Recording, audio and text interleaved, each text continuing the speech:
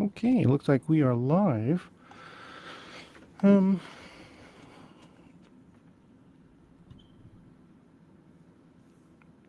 Thanks for anyone who tunes in.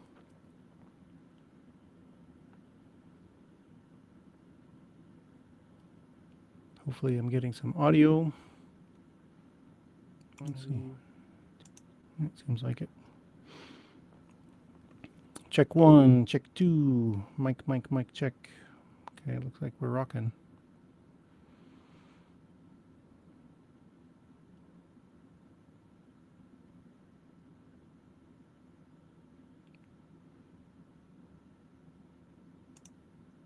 And sorry, I'm just in space here, floating around. And yeah, hopefully someone will join us. And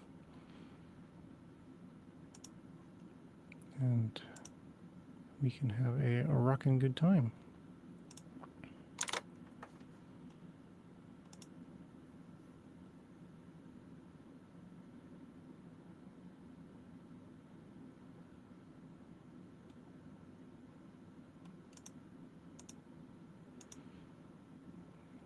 Happy Bitcoin Cash Day.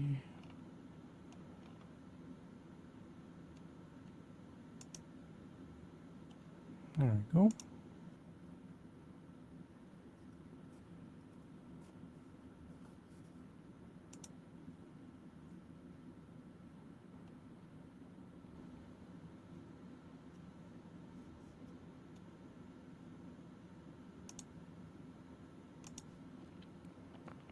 So far, you haven't missed anything.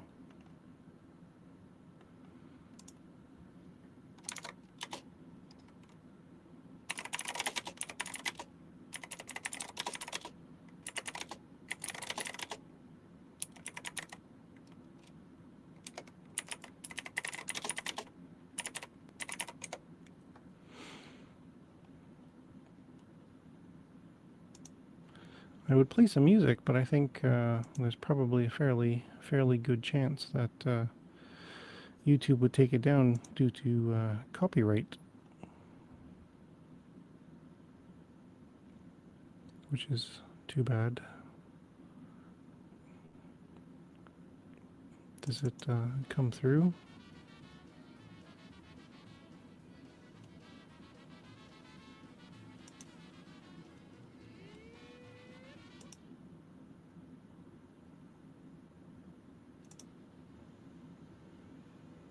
It does. Okay. Well, that's good to know.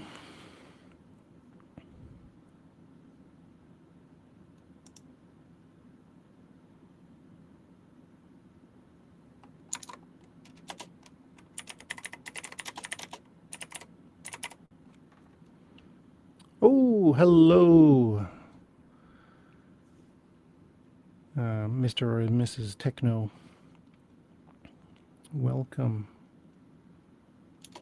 You are the first viewer.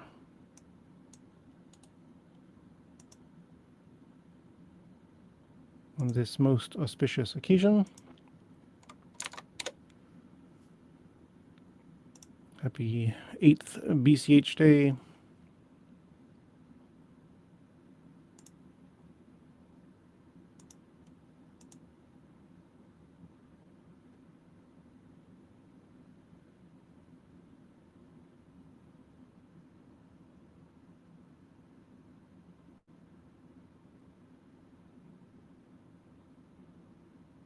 Just waiting for some people to join, perhaps.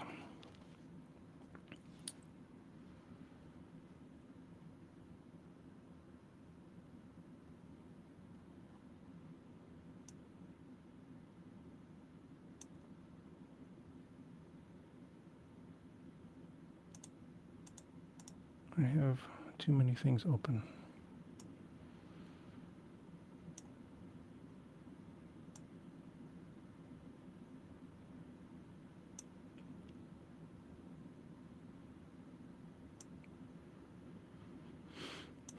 as with all things, somebody needs to have the idea to do a stream and organize a stream and get people together and stuff. And it really slipped my mind, and probably a lot of other people as well.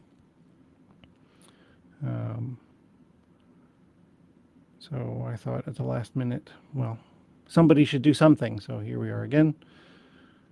Somebody is doing something.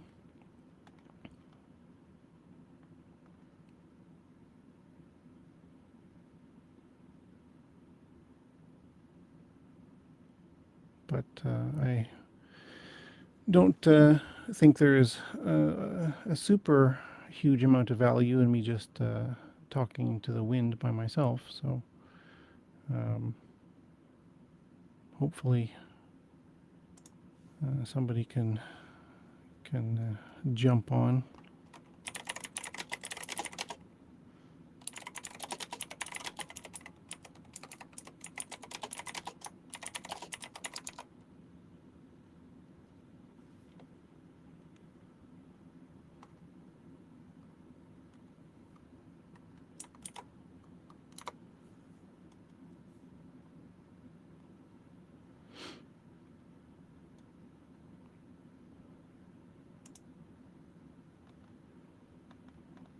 It is currently almost 5 a.m. here, my time in Japan. It is almost 1 p.m. in Western time and almost 8 p.m. in UTC Central Time. So we have a good range there. I think most people in my side of the world are already done with BCH Day. So it is up to people in the West to carry on the celebration.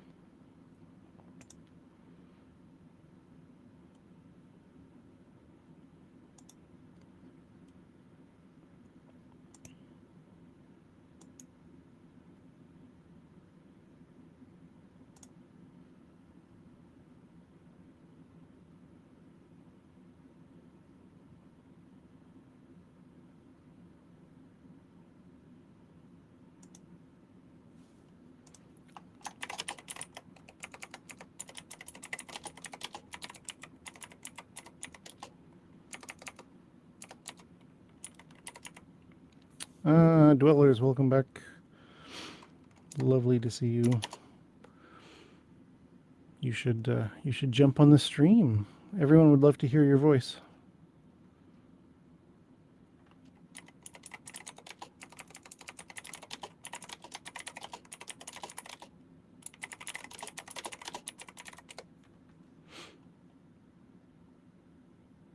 Do you have a microphone?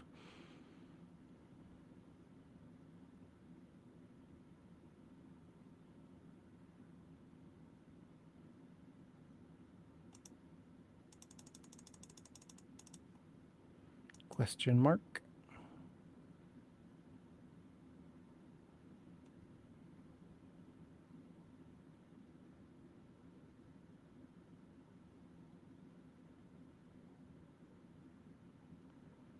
Oh. Okay.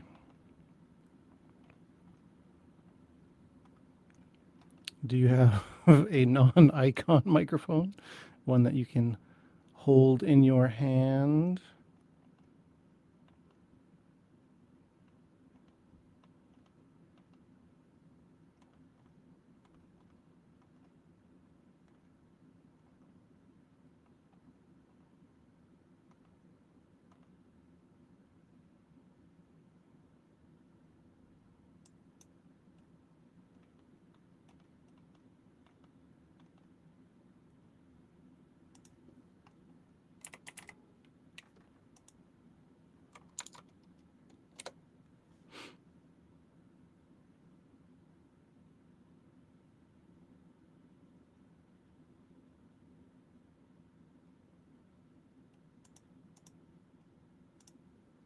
Oops. Did I just crash it? Nope.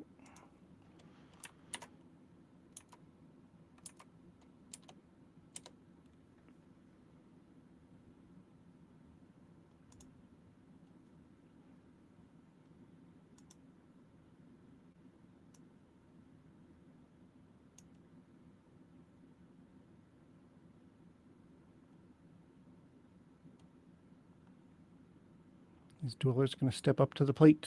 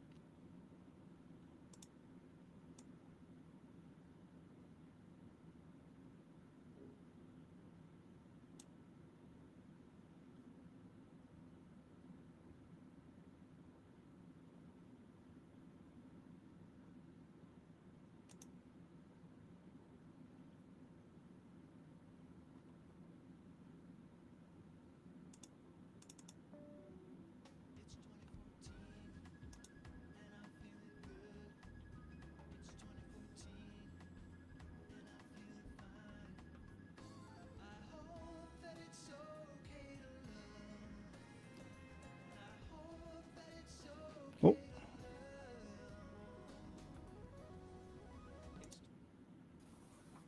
well, hello, hello.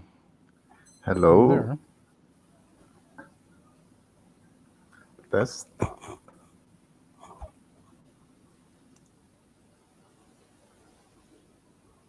You don't- test 1 500.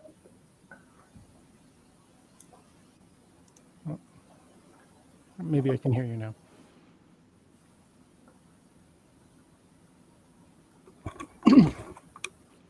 Well, Uh, hello. Now, Yay.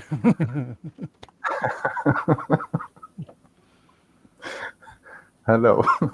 This is actually really cool. We've never actually talked before, like talked. Yeah, it's surreal. It's funny. I don't know why we never talked before. We've talked on Telegram 100 million times.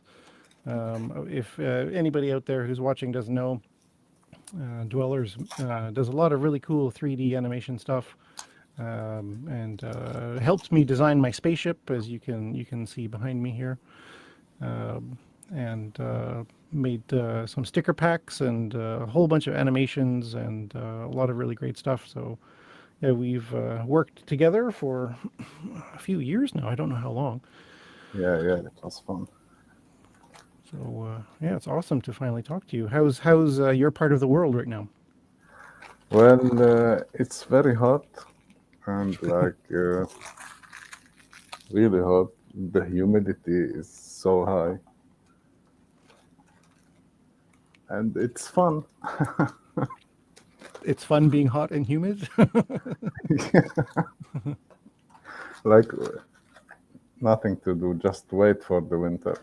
uh, how hot is it? It's 91 Fahrenheit, something like this. I don't know Fahrenheit. So what is that in Celsius? 91. It's around 32. Oh, that's not so bad. Yeah, It's it uh, feels like 34, you know. uh, today it was 35 here, but felt like 39. Um, Whoa. yeah, and right now it's 28, but it is 5 a.m., so the sun is just starting to rise now. Ah, it's the sunrise. Yes, yes. Good morning. Except I haven't gone to bed yet, so it's my night time still. So, what bring us to the spaceship? No reason, just No, today's BCH day. It's the 8th BCH day. So August 1st, 2017 is when Bitcoin Cash forked. So a little bit of a celebration. oh my God, it's like a very special. So. I still think that like White Paper Day is our birthday is our founding. So some people say that August 1st is BCH birthday. I don't think that. Maybe rebirth day, but I certainly think it's a something to celebrate Independence Day, or I just say BCH Day because then it can be whatever you want it to be.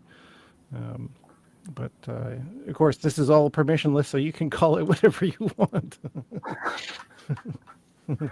Happy BCH Day. Usually I celebrate each time I use BCH. So There you go. There you go. Um, how easy is it to use BCH in your country? Obviously, I've never been. so most of the people use USDT, Mm, and for most of the people, like crypto is for trading, and right. few of them accept crypto as payment. But people who already accept USDT in their shops, some of them start to accept different coins, but not BCH. Why? They go with the trend, Ah, like what people are using, they use. It's very rare to see people discovering new currency for a daily life I just see. because of what happened before. Right. So yeah, it's a bit hard and complicated. You said that they're starting to use some other coins as well. So what are the other coins that they're currently using? Uh, the coin of Elon Musk, I think it's Star something. No, uh, Dogecoin. Mm-hmm. Also, Bitcoin, of course, the yellow, and some other coin. I even cannot remember the logo of it. It's okay. But it's not like maybe 2 3 months until someone use it at some shops. It's not for daily use. Mm-hmm. It's a celebration for the owner when someone use crypto. Do you think it would be possible? I mean, if merchants are celebrating when they get crypto, wouldn't that mean that it is possible to get more merchants on board? Mostly they are happy just to use it. Like Mm-hmm. it's they think it's the future. So, but most of them use USDT. So they are using USDT just for the trend, just Mm-hmm. because someone is accepting it, they use it. But they have no idea. Like it's nothing. So And it's most of the people just use USDT to transfer money from country to country. so But it's it. the Sorry, go ahead. major use is just for trading. And USDT is number one, so it's basically just digital US dollars. It's more convenient than paper money, right? Yeah, more.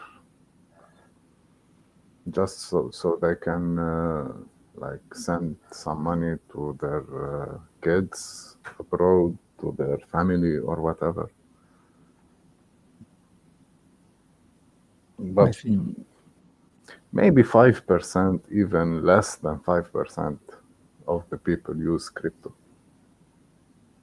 Well, 5% is still pretty high. I'm not sure. Well, I guess it depends on what your definition of use is. So if you mean just hold it as using, then I don't know. Here, it's a really small percentage of people use crypto for anything. even holding, it's just not super popular. I don't think even 5%. I don't know what the actual statistics are for Japan, but it's a really small number. You know. Here they hold it.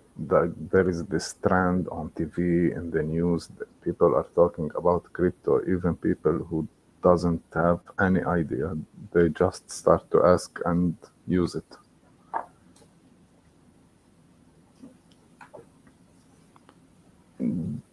But it's useless, to be honest. Because like if you see the same person after 6 or 7 months, he's still in this bubble of buying and selling and holding and like It's a it's it's a it's cycle. yeah, it's always the same loop people are turning around.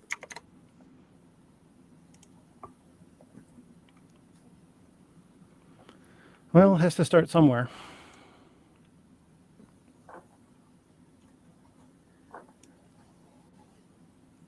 Is there is there some merchant that you go to often that accepts crypto, like a coffee shop or Not electronics a coffee store? shop, yeah, electronic shop. He No. sells computer stuff, laptop, cell phones, and can pay bills through this shop. You can pay some bills.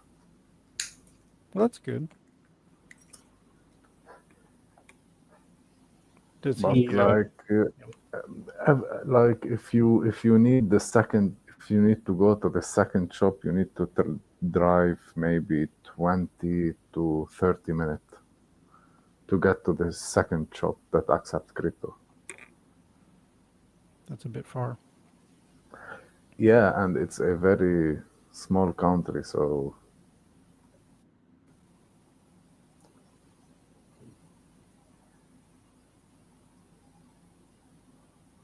Have you thought about doing any onboarding of other merchants near your house? well, I'm trying to figure out how to get out of the house first. Maybe online merchant, yeah, but like in the physical world, it's a little bit different. Yeah. Maybe online, it's much easier for the younger generation who use their cell phones for everything. Absolutely. But like if you need to go to the grocery, this guy who is like doesn't care and he barely use WhatsApp, so he's not interested. Right. Big supermarket will, it's complicated. It's a chain. Like if you go to one supermarket, then it's like you need to go to all of them and you need to see who control this chain of supermarkets or this dining chain or whatever.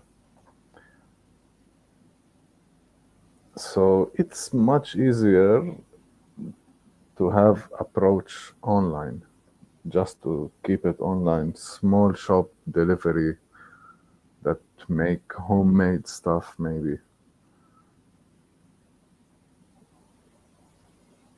I find the biggest problem here is most shops use some kind of POS system that they rent or get provided by a credit card company, uh, and so they don't want to use some kind of extra third system or another cell phone or something. The few merchants that we have been successful in onboarding, they use some kind of tablet or iPad as their POS system, and so it's just another app on the tablet, so they can just quickly open up their wallet or cash register app or similar. And it that's for small shops, but for a big store or a chain, yeah, you would need to talk to person who's ever in charge of their POS system, which is probably a third party, and then getting it integrated in that, and that's a whole other thing. And then of course, big companies don't particularly want to use crypto because they have deals with legacy finance, who's not super welcoming of crypto. So it's a uphill battle. But yeah, online is much easier. If you run an online store, it's just another plugin that gives you the option of oh, we got another guest. Hello. Hi. Hi. Who are you? I'm the guy that's creating the next numbers go up patch, so you need to treat me with a lot of respect. Mr. Fiendish is here. You are on a call with with me and Dwellers, our amazing 3D artist. Ah, fantastic. Great. Yeah, is this the first live broadcast that you've done? For a Me or while, Dwellers? at least. On this. I, ECH Day 8th stream. yeah, there's some confusion. BCH Day, it's I guess the 7th technically, right? The 7th. It's the going into the 8th year, but it's the 7th celebration, right? So Okay, yeah. 8 yeah. years. Wow. 8 years of freedom money. Pure. It's great. Yeah. It's pretty So yeah, what's cracking? What's happening? Oh, busy, doing my stuff, and the list of things I need to do is ever increasing. And currently on my BCHF to-do list, I have 86 things I need to do. 86. Yeah. Okay. Is that list growing, or are you actually managing to get it shorter over time?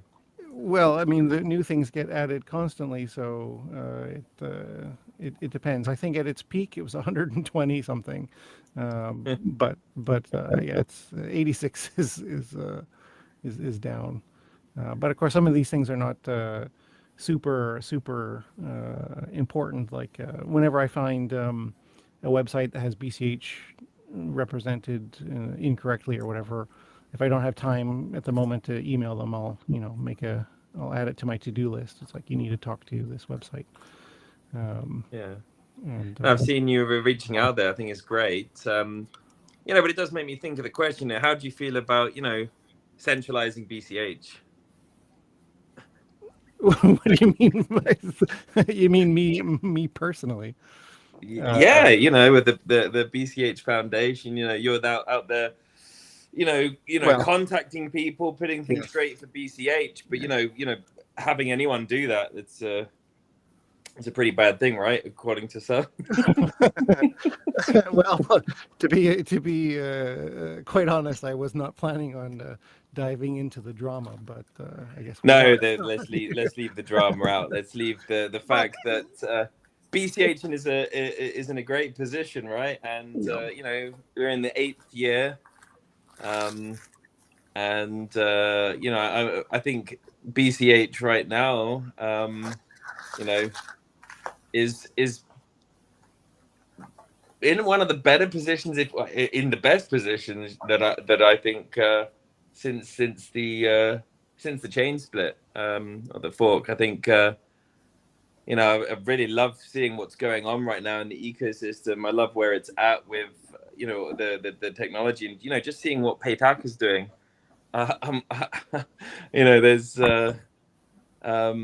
so much forward momentum and progression, despite the little tiny pockets of drama that makes me very, very optimistic, more optimistic than ever, I'd say, for Bitcoin Cash. So yeah, I think it's good. We can leave the drama at the door. Sorry, Well, it was a cheap shot. No. It goes with the name, right?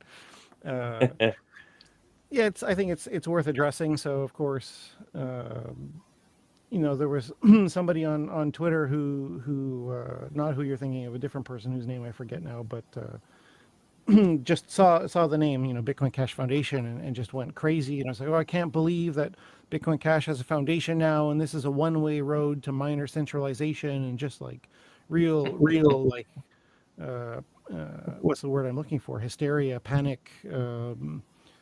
And then I said, maybe you should take a moment and look at what we actually do before you go crazy and say, oh, no, I know what foundations do.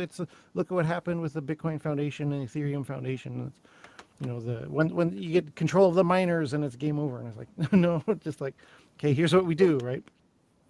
If Yeah. you want a BCH accepted here sticker, I'll send you one, right? And I make weekly news reports. So if you want to get up-to-date news about what's going on, give us a follow. And I do a lot of outreach. So, this last BCHN Bitcoin Cash node upgrade happened because there was some security issues that were disclosed rather unceremoniously by the Bitcoin core team without warning the BCH crew first. And had to quickly, despite the fact that we warned them, I shouldn't say we, I guess we, the BCH crew warned the BTC crew when they found a bug, so that they could get it patched before it became public knowledge, but core didn't do that. So yeah, part of that, I reached out to all the major players that I think are probably running BCH nodes, and just warned them like, hey, you guys need to update. And even before that, before the just the annual upgrade in May, I emailed over 300 different people and projects, not just email, contact forms and Twitter DMs and Telegram messages, etc. Just like, hey, you guys got to upgrade. Yeah, if you think this kind of volunteer work is going to be the end of BCH, well, then I don't know what to tell you, because it's I don't know, it's all just little things that nobody else is doing. So if you want, No one else is doing, and no one wants to do. No one's gonna do it, but it's pretty important. No, I think it's a great initiative. I've been fairly supportive of the idea and the ideas around it, right, in the conception. I think what you're doing is great, and for anyone that ends up listening to this, like, definitely just check out what CR is doing and what Bitcoin Cash Foundation is doing, and and I think it's all that sort of boring, dull ass admin that is incredibly important, right? That and the other thing is that just and I understand the concerns, and I think when people just see this foundation, and then they start thinking of other projects and what direction it's gone, I can understand it. But sure. when you start looking at it, it's like, okay, this is actually really important. It's good work. And there's so much stuff. There's so many exchanges, so many sites still use old BCH graphics and logos, and I know that you also contact those to change those. And I think, well, they're never going to listen to some random person. They're never going to listen to Fiendish Crypto or whoever else from Twitter, or so it's just going to have no impact at all. Whereas when someone who's contacting them from a domain is like, okay, this seems like a spokesperson, of course they're more likely to listen to that person, and have that great impact. Now, of course, that it's like everything.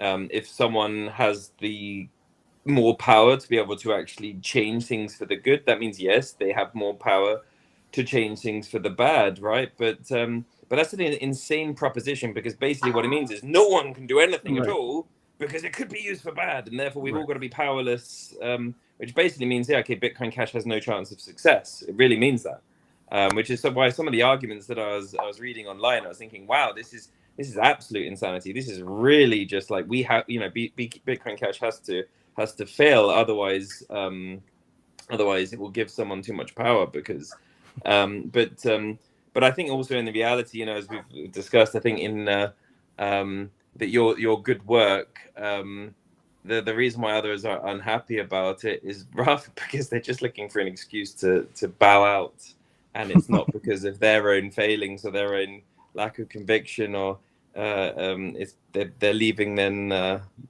because someone is basically pushing them. Anyway. Yeah, I don't know everyone's motivation.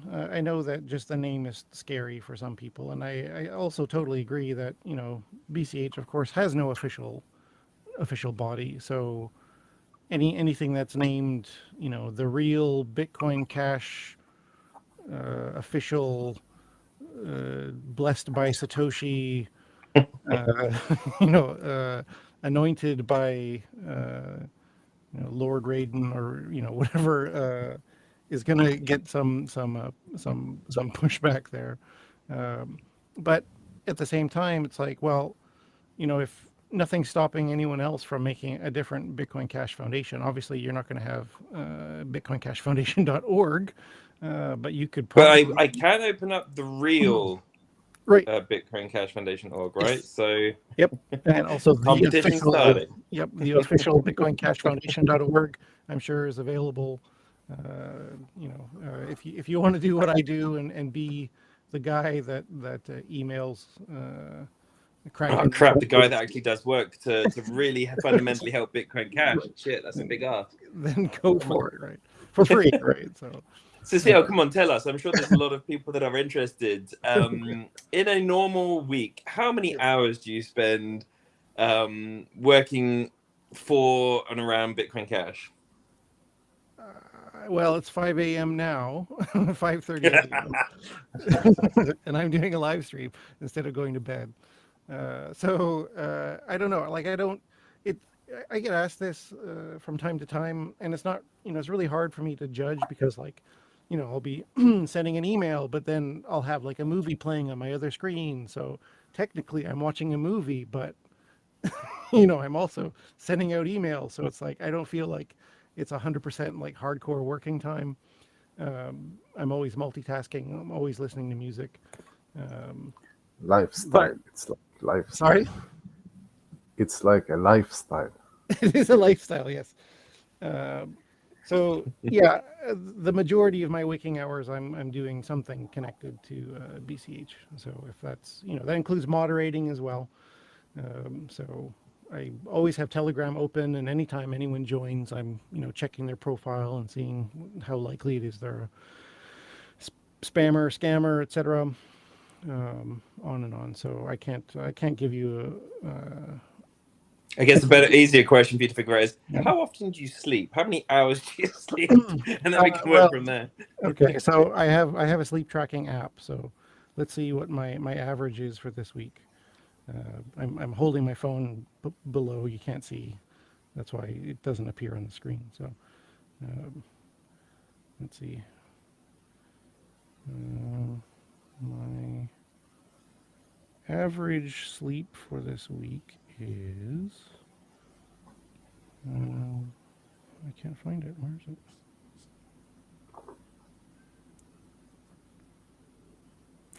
Zero. Have you slept this week? Is that what the problem is? No, I definitely slept.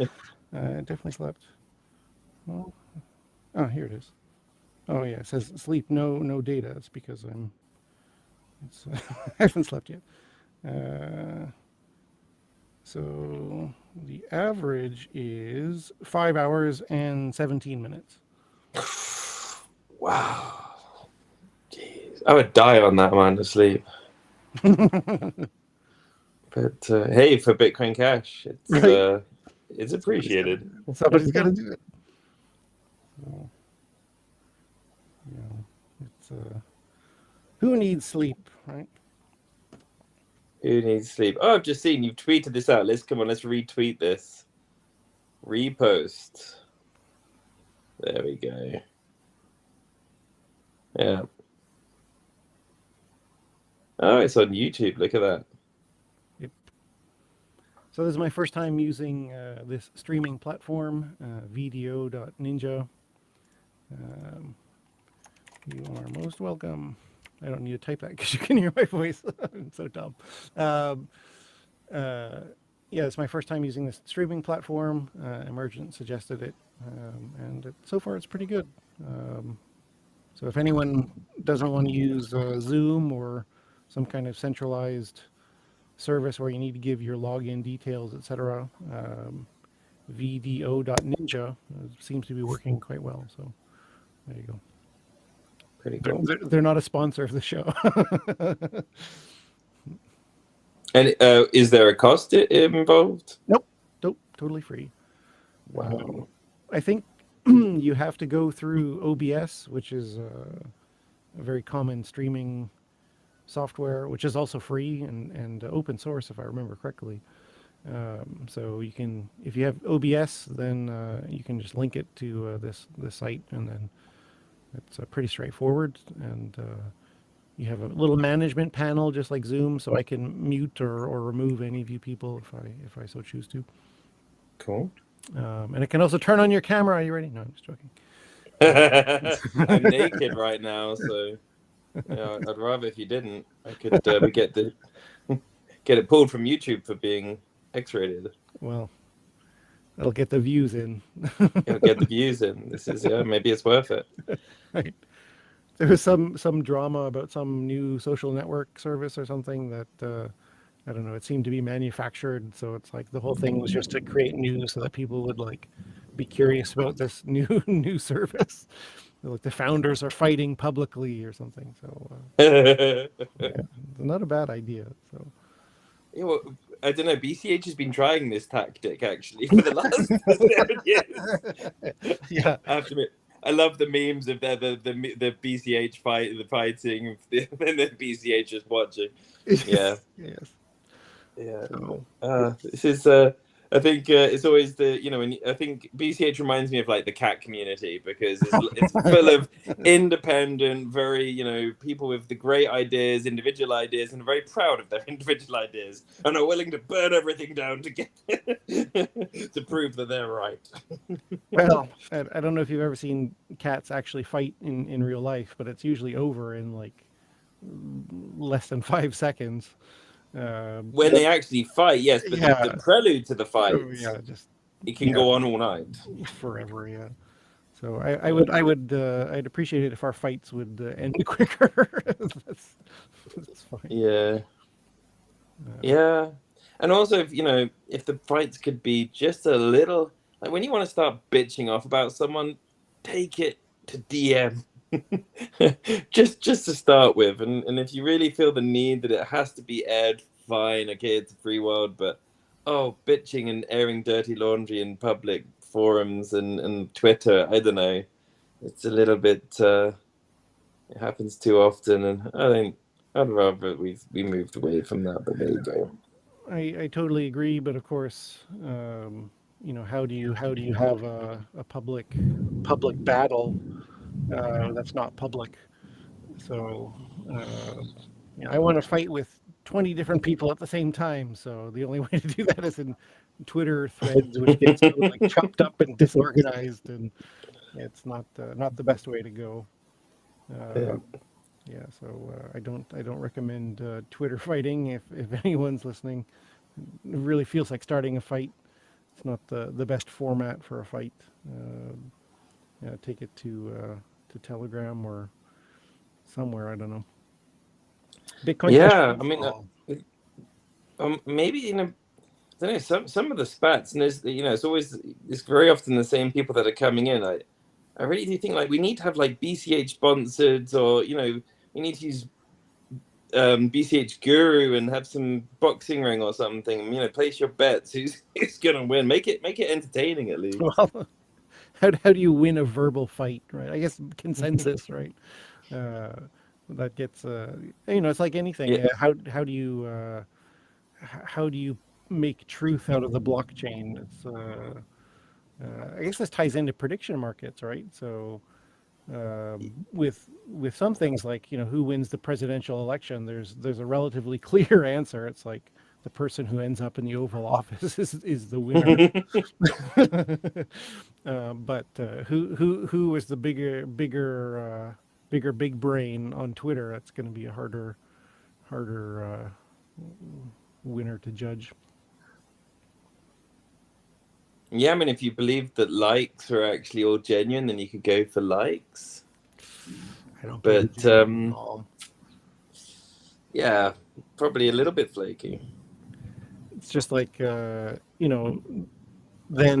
somebody can use Cash Rain, right, and get the likes, but then you Cash Rain your opponent, so they get all the fake likes, so it looks like they astroturfed their own fake I know. union, right? Just this Oh weird man. warfare, like game theory. You gotta find all the edge cases there. So yeah, I really don't know how to. I mean, the only way is, I guess, if you have a judge, right?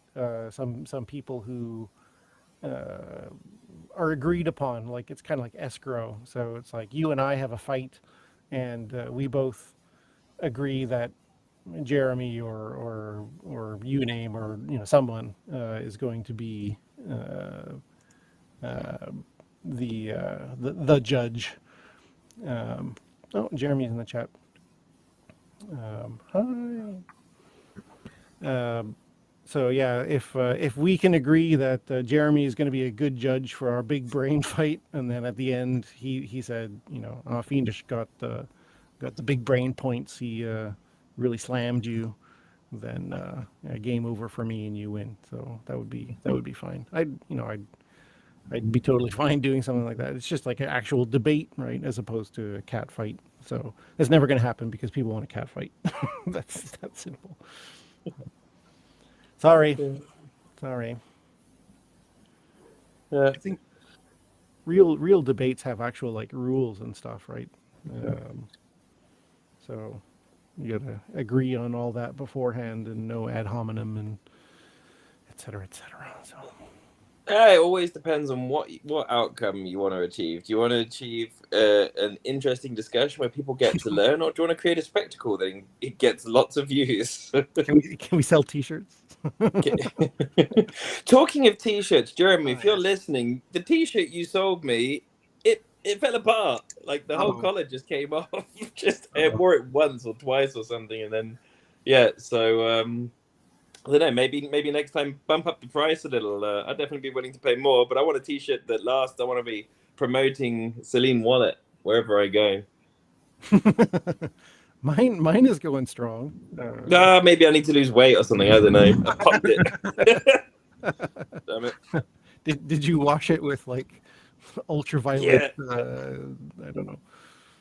Yeah, no, yeah, I was rugged. Yeah, you're right, Jeremy. I mean, you saw me coming. I was wondering why were you, I chose this Celine T-shirt, but Jeremy was like, no, hang on. He went to the back and was like, take this one. This one's the best. Yeah, no. By the way, I don't know if anyone saw it, but Celine Wallet was being promoted on Fox News the other day from our good friend Callisti. I thought that was brilliant. What I found was so funny was you've got this this BTC conference, and from all of these BTCers, Fox News found the big shirt. Fantastic, so funny. And it made it on air, right? So they could have interviewed 100 people over the day, but yeah, I don't know.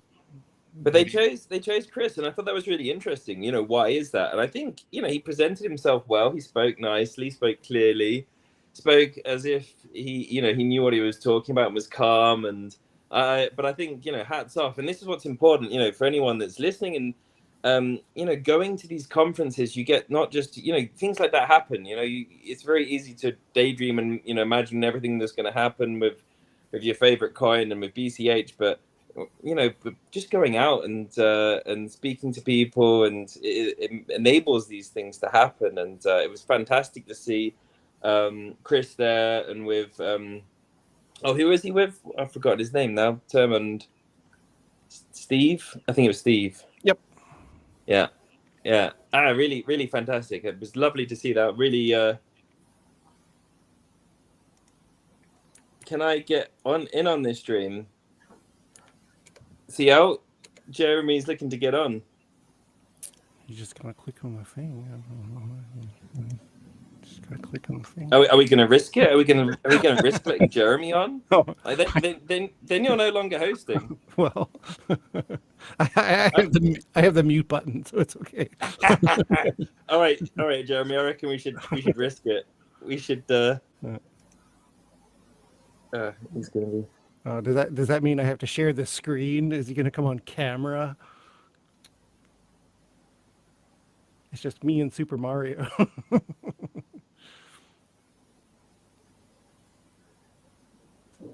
I wonder if there's a Super limit. Mario. Yeah, can't you see him jumping in the background? No. Oh yeah, nice. Very I good. mean, no. It's not the property of Nintendo. Don't look at that. Yeah, actually, you need to be careful. In fact, I'm going to report you right now. The cat is using IP copy protected Right? videos in the back. I mean, yeah, It's a scam. that's illegal. It is illegal. God, I would never suspect such behavior from a PCHer. Yeah. Jesus, respect the law, respect IP law. That means they're coming after you, there, dwellers. Yeah. You made it, so it's your Nintendo of Japan and America are going to come to your house tomorrow. You better watch it. I think they are already here, maybe. Oh no! Oh no! They're already there. Can you see them outside? So, Jeremy, I guess, is going to be joining pretty soon. He's got to put his pants on. He didn't say that. I just made that up. No, he's got to show up with no pants. Yeah. So, what's going to happen to BCH this year? Well, apparently someone in Price Chat said it's going to be like $7,000 by the end of the week. So we've got By the end of the week. by the end of the week, yeah. So Okay. Shit.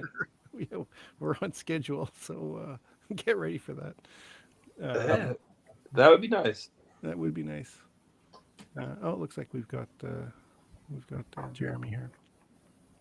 Hey, Jeremy. Press the unmute button, Jeremy. It's a good start.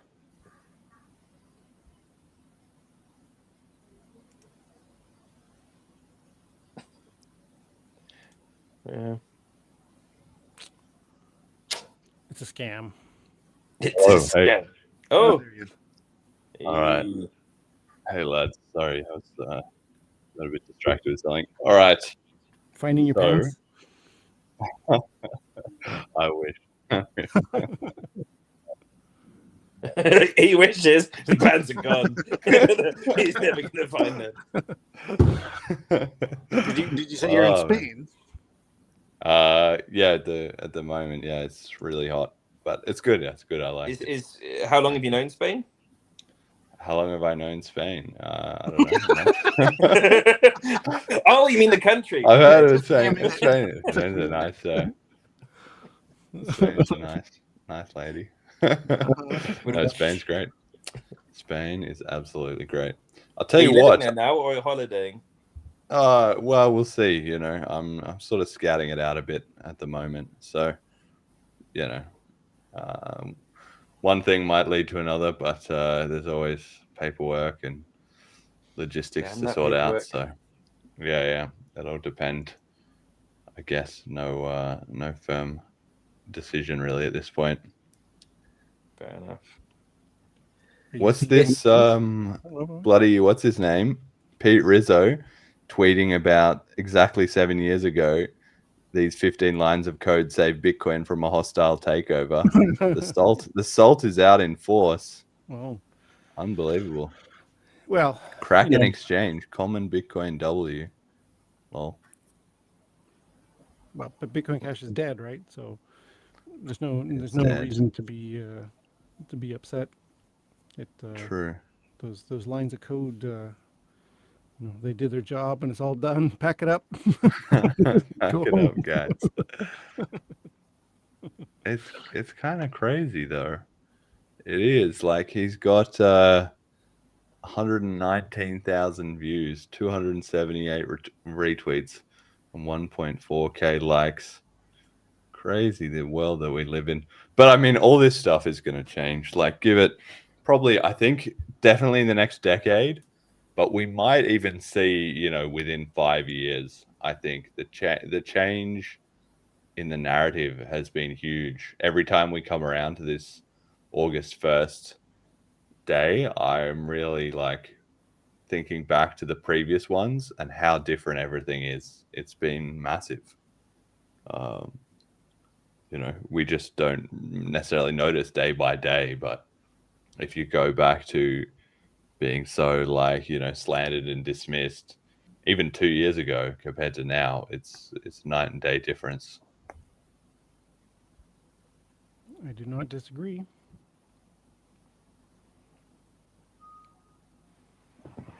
Yeah, so Jeremy, we've got so basically, be quite honest, the people that talk about saving Bitcoin and everything, if the value of BCH was if all of us under us right now, we click our finger, it was the same price per coin as BTC, then it's quite obvious for everyone which coin people are gonna choose. There's the one that works, and you can use it as money, and it holds its value and has its value or not. But so you're saying a time frame there of 5 to 10 years.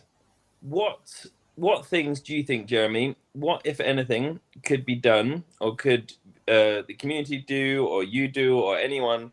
What steps could be taken to expedite that entire that end goal where BCH is the most used crypto, much more used than any crypto today. It has meaningful economical use in one or several countries. And it's really used, as everyone in Bitcoin Cash envisaged, as a global currency, as money. What could be done? Well, loads of stuff. I mean, it does partly depend on every individual, what they're able to sort of contribute, or how deep in the rabbit hole they want to go. For my individual part, my focus is becoming, obviously I'm still doing the podcast and growing that, but really at the moment, the key thing I need to get rolling a bit more is the Selene wallet stuff. We've got it, we've built the wallet, it works, and that's fine. And Callisti is working on cash tokens and a few of those things that everybody's like, yeah, we kind of need that. But I'm looking to add some stuff that will make it a bit more compelling, that will actually get people, even if they don't need to make a BCH transaction, just coming back to the app every single day as something interesting and useful to them. And then from there, it'll be about finding ways to link up the people who are on Selene, whether that's physically close to merchants. Obviously, we want to have a kind of a map, like Paytaka have done a good job with that, right? So if we can integrate that into Selene, and then also help it to expand in other areas where there's a good amount of adoption, that's one thing that would be huge. But also virtually, I haven't figured out exactly how we're going to do it yet, but there's certainly got to be some method of helping people who are already in the scene to connect and transact more. So that's what I individually am doing, and what I think I'm focused on, because there will be a tipping point of those daily active users that we win. Like, I have in the app the target of 10 million, and I think that that would definitively end things. But it would probably be before that, honestly, because I doubt there's even 100,000 daily active users, or how many transactions are there? 500,000 a day on BTC. So I think even like a 20th of that, even 500,000 or 1 million daily active Selene users would end things pretty quickly. Of course, everyone else can also help out with that. They don't, if they are a developer, well, Selene's open source. They can come jump in the Telegram and talk to us and maybe help out with building it out. But anybody can download Selene, put some BCH in it, and then start onboarding their friends and just transacting with them in BCH. So that would be one way they can help. But it doesn't have to be all about Selene. There's loads of other things that people can do if they want. They can get their camera going and start doing a YouTube channel or a Twitter page or whatever. We've had a bunch of people. It's been great to see really start that. Ray uses Bitcoin Cash. It's been fantastic. His channel's going really well. Bitcoin Jason does it on and off. Recently, we've seen Paul has been putting out a lot of content, working really hard. Obviously, same with the Bitcoin Cash Foundation. All this stuff. It really is, great to see that the community is being more proactive and more people are appearing. That's just the nature of a growing scene, and it gets easier and easier because the first people doing it, like these guys, are going to have to put in quite a bit of effort. But like you can see on the BTC side or in any other crypto, they're bigger.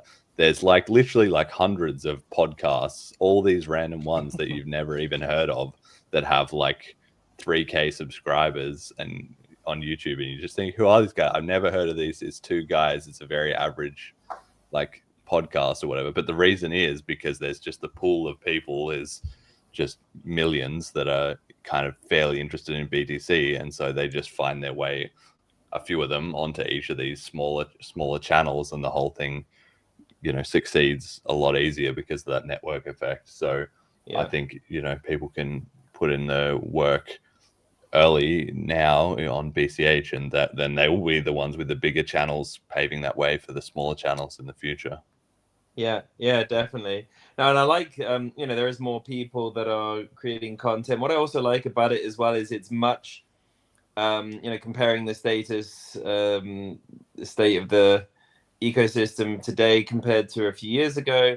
If someone all of a sudden makes a joke, Bcashers, and the joke will quite often about Bcashers will be coming from the community.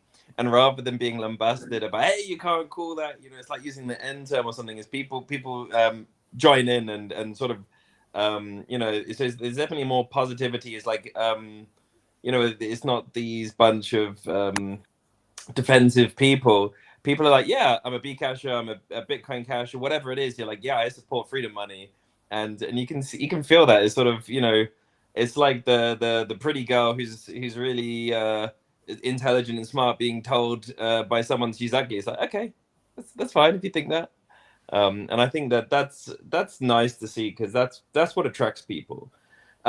But that, thinking of attractive, and what you mentioned there about Selene, I like this, making the app more engaging. I can't remember the exact word you used, but it's basically pull people in and get them to use it more. And I think, for me, this is something I think is critical. So getting people to use Bitcoin Cash, but making it engaging. Like how do you make the apps that are using Bitcoin Cash, the wallets, more engaging? And I think what Pataka has done here is with their map and knowing which stores are actually using Bitcoin Cash still and having that live updated. I think this is a really, really great first step towards getting people engaged and ever increasingly more engaged. So just with the paid, and you said you'd be interested in integrating that into Selene at some point. Is that because Paytaka is open source, right? Still, so is that map technology? So that what they're building there, that's able to be can multiple wallets tap into that and then share the data? So it's sort of growing the ecosystem together. I don't know specifically because I haven't dug into the details, but I know I did briefly message Joe Mar and say, hey, can we collaborate on this? And he said, yeah, of course. So either it will be or it won't be, but either way, we're going to be able to figure out some kind of way to share it. And obviously my, plan or my hope is that we'll start talking to them. The MVP for us will be to just import all their data, but that they've already curated and blah, blah, blah, and do that. And then hopefully to turn it into a bit of a ecosystem project where then we start contributing as well and saying, oh, what about these merchants? Or bring in the BCH Argentina guys, the Townsville guys. Like whatever it is will hopefully help to sort of facilitate another hotspot and have it be in some kind of open source data, project or whatever, so that then we'll have it and they'll have it, and that will help the maps to be accurate for both of us. And then for when anyone else wants to come along, when Zapit say, oh, we need this, or Cash and Eyes or Bitcoin.com, that will just say, here it is. Like Bitcoin.com already have their map and their merchants and stuff, but as everyone knows, historically they haven't really done a great job of keeping it sort of up to date and useful, because there's so much effort that needs to go into curating that data. Yeah, curating it manually is just a no-go, right? It's just nonsense. And this is why I really like this philosophy, what they're going for. I mean, I'd like to know how they're handling the security, like safety, making sure the transactions aren't like there's some sort of obfuscate. Oh God, I can't even say it. So the transactions are hidden. Thank you. But I just went on to map.paytaker.com now, and it's you've got 73 merchants on there. You've got a list, even if you view it on your phone. You click on it. So the last one, Forever Cafe in the Philippines, Ormoc City, last transaction 12 hours ago.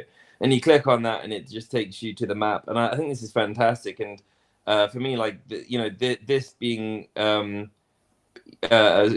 would guess it is open source. I would certainly hope so, because getting all different wallets sort of joining in with this and populating different parts of the world. So at the moment, this is basically just the Philippines, more or less. There's some places on Hong Kong too. So it would benefit everyone from sort of expanding this out. But what I see the real potential here too, and I think someone's idea was what originated the thought, is having sort of the battles, the competitive elements. So battles between groups of people, maybe battles between wallets. Who can get the most places accepting a BCH on a regular basis, or has the most recent transactions. And there's lots of gamification that could happen to make it sort of a compelling thing that gets people involved, even if they don't really care about BCH, but just to sort of to try and win whatever, if it's a token or if it's BCH, whatever sort of. But I think there's lots of ideas there. But I'm just looking at this now. It's definitely for me, if I was living in Tacloban City right now, I'd have a pretty good idea of which places accept Bitcoin Cash at the very least, and when they last accepted it. So yeah, it's great to see this. It's actually quite a lot of them have been visited within the last 2 weeks, which is nice to see. Yeah, well, because they have a little working community there. And I mean, you say like manual curation is sort of nonsense or unfeasible, but I think it's actually not.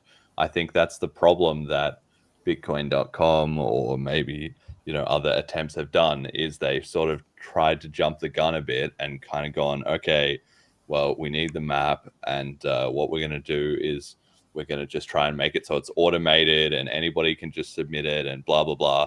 And that ends up producing a lot of sort of meaningless stats, in the sense that it looks good. Oh, we've got merchants everywhere. But at the end of the day, nobody's keeping track of it. Like, you would much rather have this Paytaka map, which has 70 merchants on it instead of 700,000. But they're actually real merchants that you can go to, and the staff there regularly use BCH, and that it works, right? And that's how a local community is going to form. So I think we're actually better off putting the effort into having quite heavy curation of just very, very small adoption areas where we have people who are on the ground, who know what's going on, who can check in on. Obviously, there will be automatic elements, right? Like, yeah, but that's the point, right? It's the automatic elements. That's what I'm talking about. Is because curating like which shops don't accept BCH. This is what I'm saying. This just can't work, because who curates that? You would actually need to have someone that's reliable. Because if one person goes and says, well, the shop's not there, maybe they're lying, right? And it's a really difficult thing to manage. Whereas if you've literally just got an automatic system, well, this is the last time someone paid using BCH at the shop. There's nothing, it's just automatically curated. And of course, the ones that have been visited or used in a long time, whatever, you could have a filter that just filters them out from your map, or yeah, but the point is you need to have a manual, but like the Paytaka team onboarded those merchants, so they Yeah, know of who course. they are. Someone needs to manually put enter them in them. That's what I'm talking about. Yeah, well, yeah, for sure. I can't see any way of getting around that. Yeah, someone has to put in the name of the shop, some information about them, and what it is. I mean, at the moment, what you don't see is what sort of, you can't filter by services, I don't think. Yeah, so it's just, you got like a logo, so you could have a bit of a guess. Les Maison Punjab. What is that though? Is it a Maybe an Indian restaurant, right? Indian maybe, French cuisine, obviously. Yeah. Yeah, I mean, some of them are pretty obvious, right? Mr. Gray Donuts Cafe, all right, fine. But it might not be so clear. 9 Eat, maybe it'd be good to sort of add some stuff in there just to make it, so you can filter, if it's a bar, a museum, a coffee shop, whatever it is, but Den's car rental, I guess we can guess what that is. I think it was, I don't remember, but pre-BCH, there was a Bitcoin wallet called Takara, which means treasure in Japanese. And it used colored coins to create basically loyalty tokens for shops. And in the app, you had to physically go to the location, and then when your GPS signal showed you that you were at that location, it would ask you a question about the location that you couldn't find on Google Maps or anything like that. So the question would be like, how many balloons are behind the counter today, or something like that. And if you could answer the question, then you would get a token. And so this was also before Pokemon Go. So this was like a really early attempt at like a gamifying both tokens and a map and merchant adoption and everything, and it's really fantastic. Of course, it died when fees went through the roof. I assume maybe they rebranded to Ethereum or something. I have no idea. I stopped using it, but all of that potential is there, and as far as I understand, Paytaka is headed in that direction. Yes. So do it. I want to see it. Yes. Yeah. Well, that's the thing. I think, because I think we can definitely get, I think the community needs to be thinking in this way. Like, BCH can win with just one app. We literally only need one viral app. You see every so often in crypto, there's this one thing. There was friend.tech for a while. There was CryptoKitties. There was ordinals, spam tokens, like whatever it is, something becomes the trending thing that everybody wants to just try out for 2 weeks. And if we can just hit on one of those on BCH, that'll be enough, because it'll just suddenly rewrite the narrative of like, oh, this broken shitty chain that's dead, blah, blah, blah. Suddenly everyone will be like, wait a second, there's a lot going on here, right? And so we only need like one win. Now, it's not as simple as just, let's just make an app, because if it was that simple, well, we would have done it already. That does also mean, you need to have the protocol sorted, you need to have the node dev sorted, you need to have the Fulcrum servers, you need to have the wallets, you need to have the developer tooling, you need to have enough money and activity in the ecosystem, you need to have the media layer, the podcast and BCH Foundation and stuff like that. All of that stuff ready is like the ingredients, that you've got to have to bake the cake, and then you just need that one critical app. You need to create that environment. So at the moment, the best thing that BCH has for that is a fifth of gaming, which is why I'm so big on that, and I've been promoting it and supporting it sort of as much as I can be, because that could be that app. So too could some kind of Pokemon Go map type of onboard your friends and earn BCH type of, or coin graze, and feeding animals and raising sort of Tamagotchi characters of them and stuff. You never know where it will come from, right? Exactly. But it's we don't know where it's gonna come from, but we really should be trying to help those ones that look like they genuinely have the right elements to just spark off. Because if we can get one to go off, that will just lift the whole ecosystem, and then undoubtedly more will start cropping up. All the foundational work has been done, is incredible. All the stuff, Cash Tokens is in now, Abla is in now, the VM limit stuff is done. Like BCH is some of the best, if not the best, engineers on the planet working on this stuff without disruption, without arguing, without all fucking grief and whatever. So the pieces. Yeah, I would beg to challenge that. Well, I mean, but if you just take a second and think, I was watching literally last night or the night before, I was watching some of that BSV Hash Wars stream.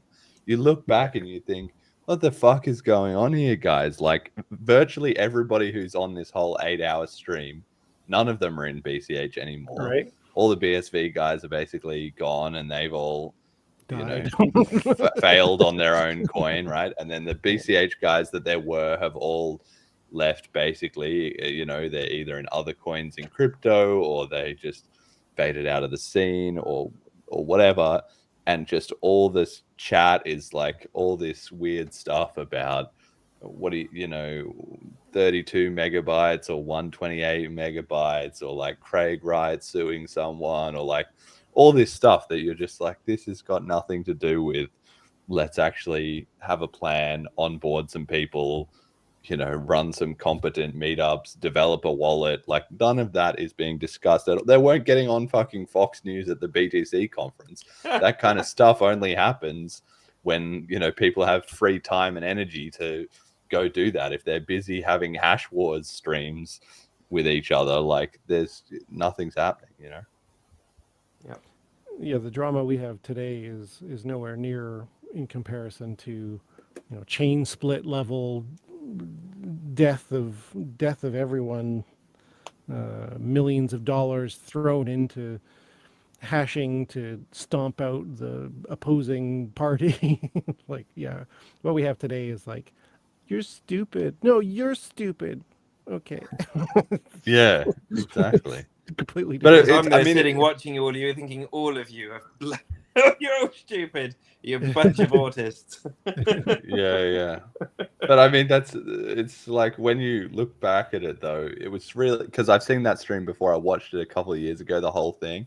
It's so good, though. It's such a insight into cryptocurrency. Like, that's got to be an all-time, and we got to make sure those ones are in the archives, because you'll never be able to reproduce that kind of thing again. But you just have like the amount of just cope and misdirection and stuff, because this was like 2018, right? It was nearly 6 years ago. It was 5.5 years ago, and you can just see in hindsight, this is why BCH, price just cratered and the community was in a mess and everything, because like during all this, the BTC guys were just working on wallets or shilling to exchanges or whatever they were doing. Like, whether it was or wasn't the world's best thing, they were at least on the same team and just fucking making it happen.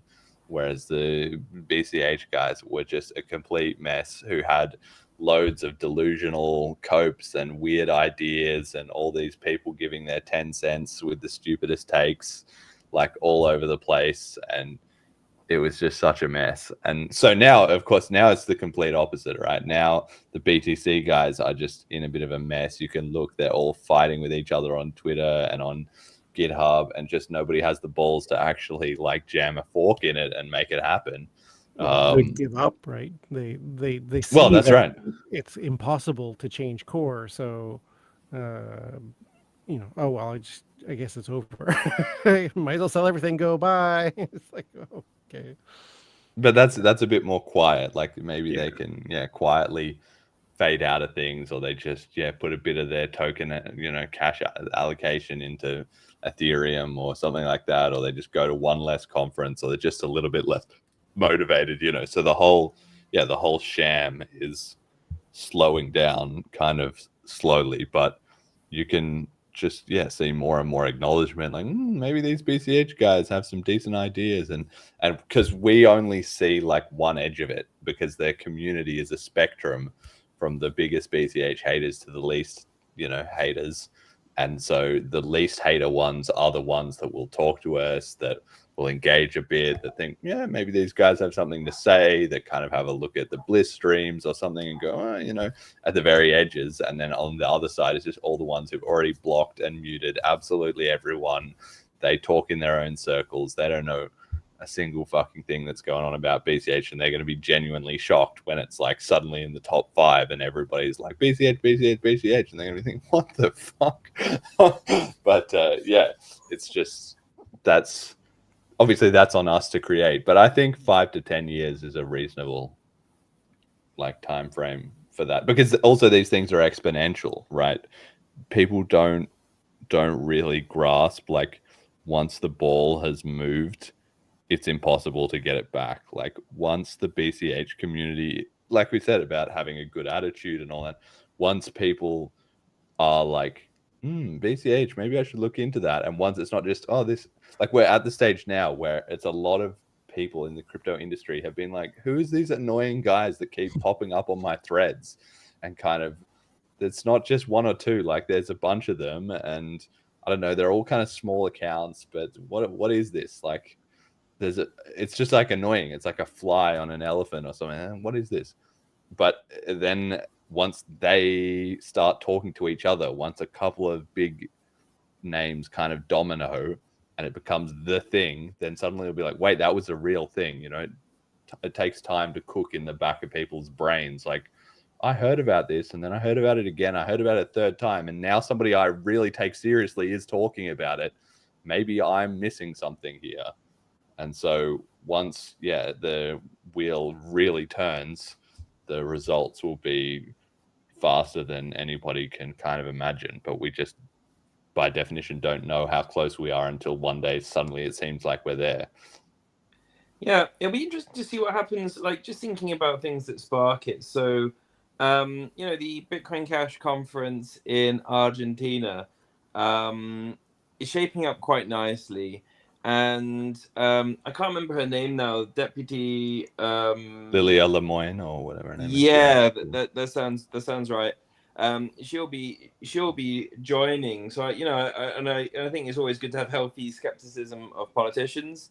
But of course, you know, like, you know, the more big names are going, or, you know, I know that Sal's going as well, so he's got quite a large Twitter following. But you got, you know, that's shaping up to be quite a nice thing, because, you know, it amazes me the amount of people that still write on Reddit, especially, oh wow, BCH, that's still a thing. I thought that was dead. And you know, I'm really looking forward to when you know, there's still a lot of coins between BCH and BTC, and a lot of coins that I would argue just they have no right being there, because they really don't fulfill any purpose outside of you know, or there's better coins out there from every single point of view. So I think that you know, once BCH is back into, you know, what I guess really the top 10, that whole thing of like, oh wow, BCH, I didn't know that was still around, that's gone, right? Because top 10 coins, they're always featured, you know, if there's a news article of, you know, looking at the top 10 coins, or when people just get interested, you know, that you people know what the top 10 coins are, normally speaking, and know a bit of background about them, and at that point, you know, things can change very, very quickly. And of course, you know, I've said it many times, but the monetary networks, and like any, you know, like most networks, they really exponentially become exponentially more valuable with the more people use them. And you know, love it or hate it, crypto is still about money. It's about value. It's about the purchasing power. And when people feel like really assured of, you know, people were confident the Bitcoin Cash was going to rise the same amount as BTC, just the same, I'm pretty sure a lot more people would be switching to it, because well, I can use it and I can hold my value. So I think, you know, that Bitcoin Cash conference in Argentina later, was it in October? I'm interested to see what happens to that, because that sort of really can get more noise going. It seems, it's going to be very large in the Argentinian community, where Bitcoin Cash is very active. And then just a month later, you've got the presidential election. And I'm not a Donald Trump supporter, right? I'm really, I think, the fact that I think Donald Trump's really not that great of a person on almost every level a human being cannot be great at. But you are talking about someone who is, looking like there's going to gut the SEC and really allow crypto to thrive. So, October, BCH conference, Argentina with, anarcho-capitalist in power, and then maybe a crypto-friendly government in America. Like, wow, like that's a good setup, I would say, for P2P Cash. Yeah, I mean, I think I'm also super keen. Are you going to come, Fiendish? Are you going to come to Argentina? No, I can't, unfortunately. That is basically it's on, yeah. Oh, I don't want to say without giving out too much information. But basically, there's a reason why I can't come then. But I know that you're going then. Yeah, my plan is to be there, and I'll make a little bit of content with Jet. We'll do some interviews and stuff, but I am mostly planning to have it more as a holiday. Like, fantastic. At Bliss, obviously, I was kind of more working the event a bit. And even though I had the best time, it was so fun, but also, obviously, you're not just there kind of enjoying yourself. So, yeah, I'm really looking forward to that. And I think this is all the stuff again that I was talking about with the foundations, right? Is we honestly can't justify saying, okay, yeah, there's these other scam coins and whatever, but they probably all have conferences way bigger than Bliss. Like Avalanche have a fucking huge banger like conference every year, and Cardano, and okay, maybe it's all paid for from their centralized coin vaults or whatever the hell, but the fact of the matter is, doesn't matter how they got it done, they got it done. So for BCH to be able to compete, and so like BCH is the other way around. Obviously, I personally feel like it should be valued higher, but if you just take the market ranking as it is, the BCH is massively overvalued compared to how many 100,000, 500,000 Twitter shills we have. Jeremy, you want to be careful what you're saying right now. BCH overvalued. It should be 1 billion per coin, not a cent less. Yes. All I'm saying is, if you like objectively compare it to some of these other projects, the market is clearly pricing in the fact that it knows BCH gets a lot of value out of the fact that it has been so resilient, and that it is genuinely decentralized, and that it has access to the SHA-256 mining and all that kind of stuff, that it survived so much, like FUD and slander and stuff like that. If you were just comparing it apples to apples with some of these other coins, not all of them, but some of them, in terms of how much fucking VC money do they have and how many people do they get at their like shill conferences and stuff, it would not even be close. Yeah. But we're still, within striking distance, because the market knows that, hopefully we can essentially replicate those missing elements a lot faster than, these other coins could turn around and have a properly decentralized community that would be capable of surviving several sort of infighting splits and so forth. Yeah, definitely. Yeah, I'm with you on that.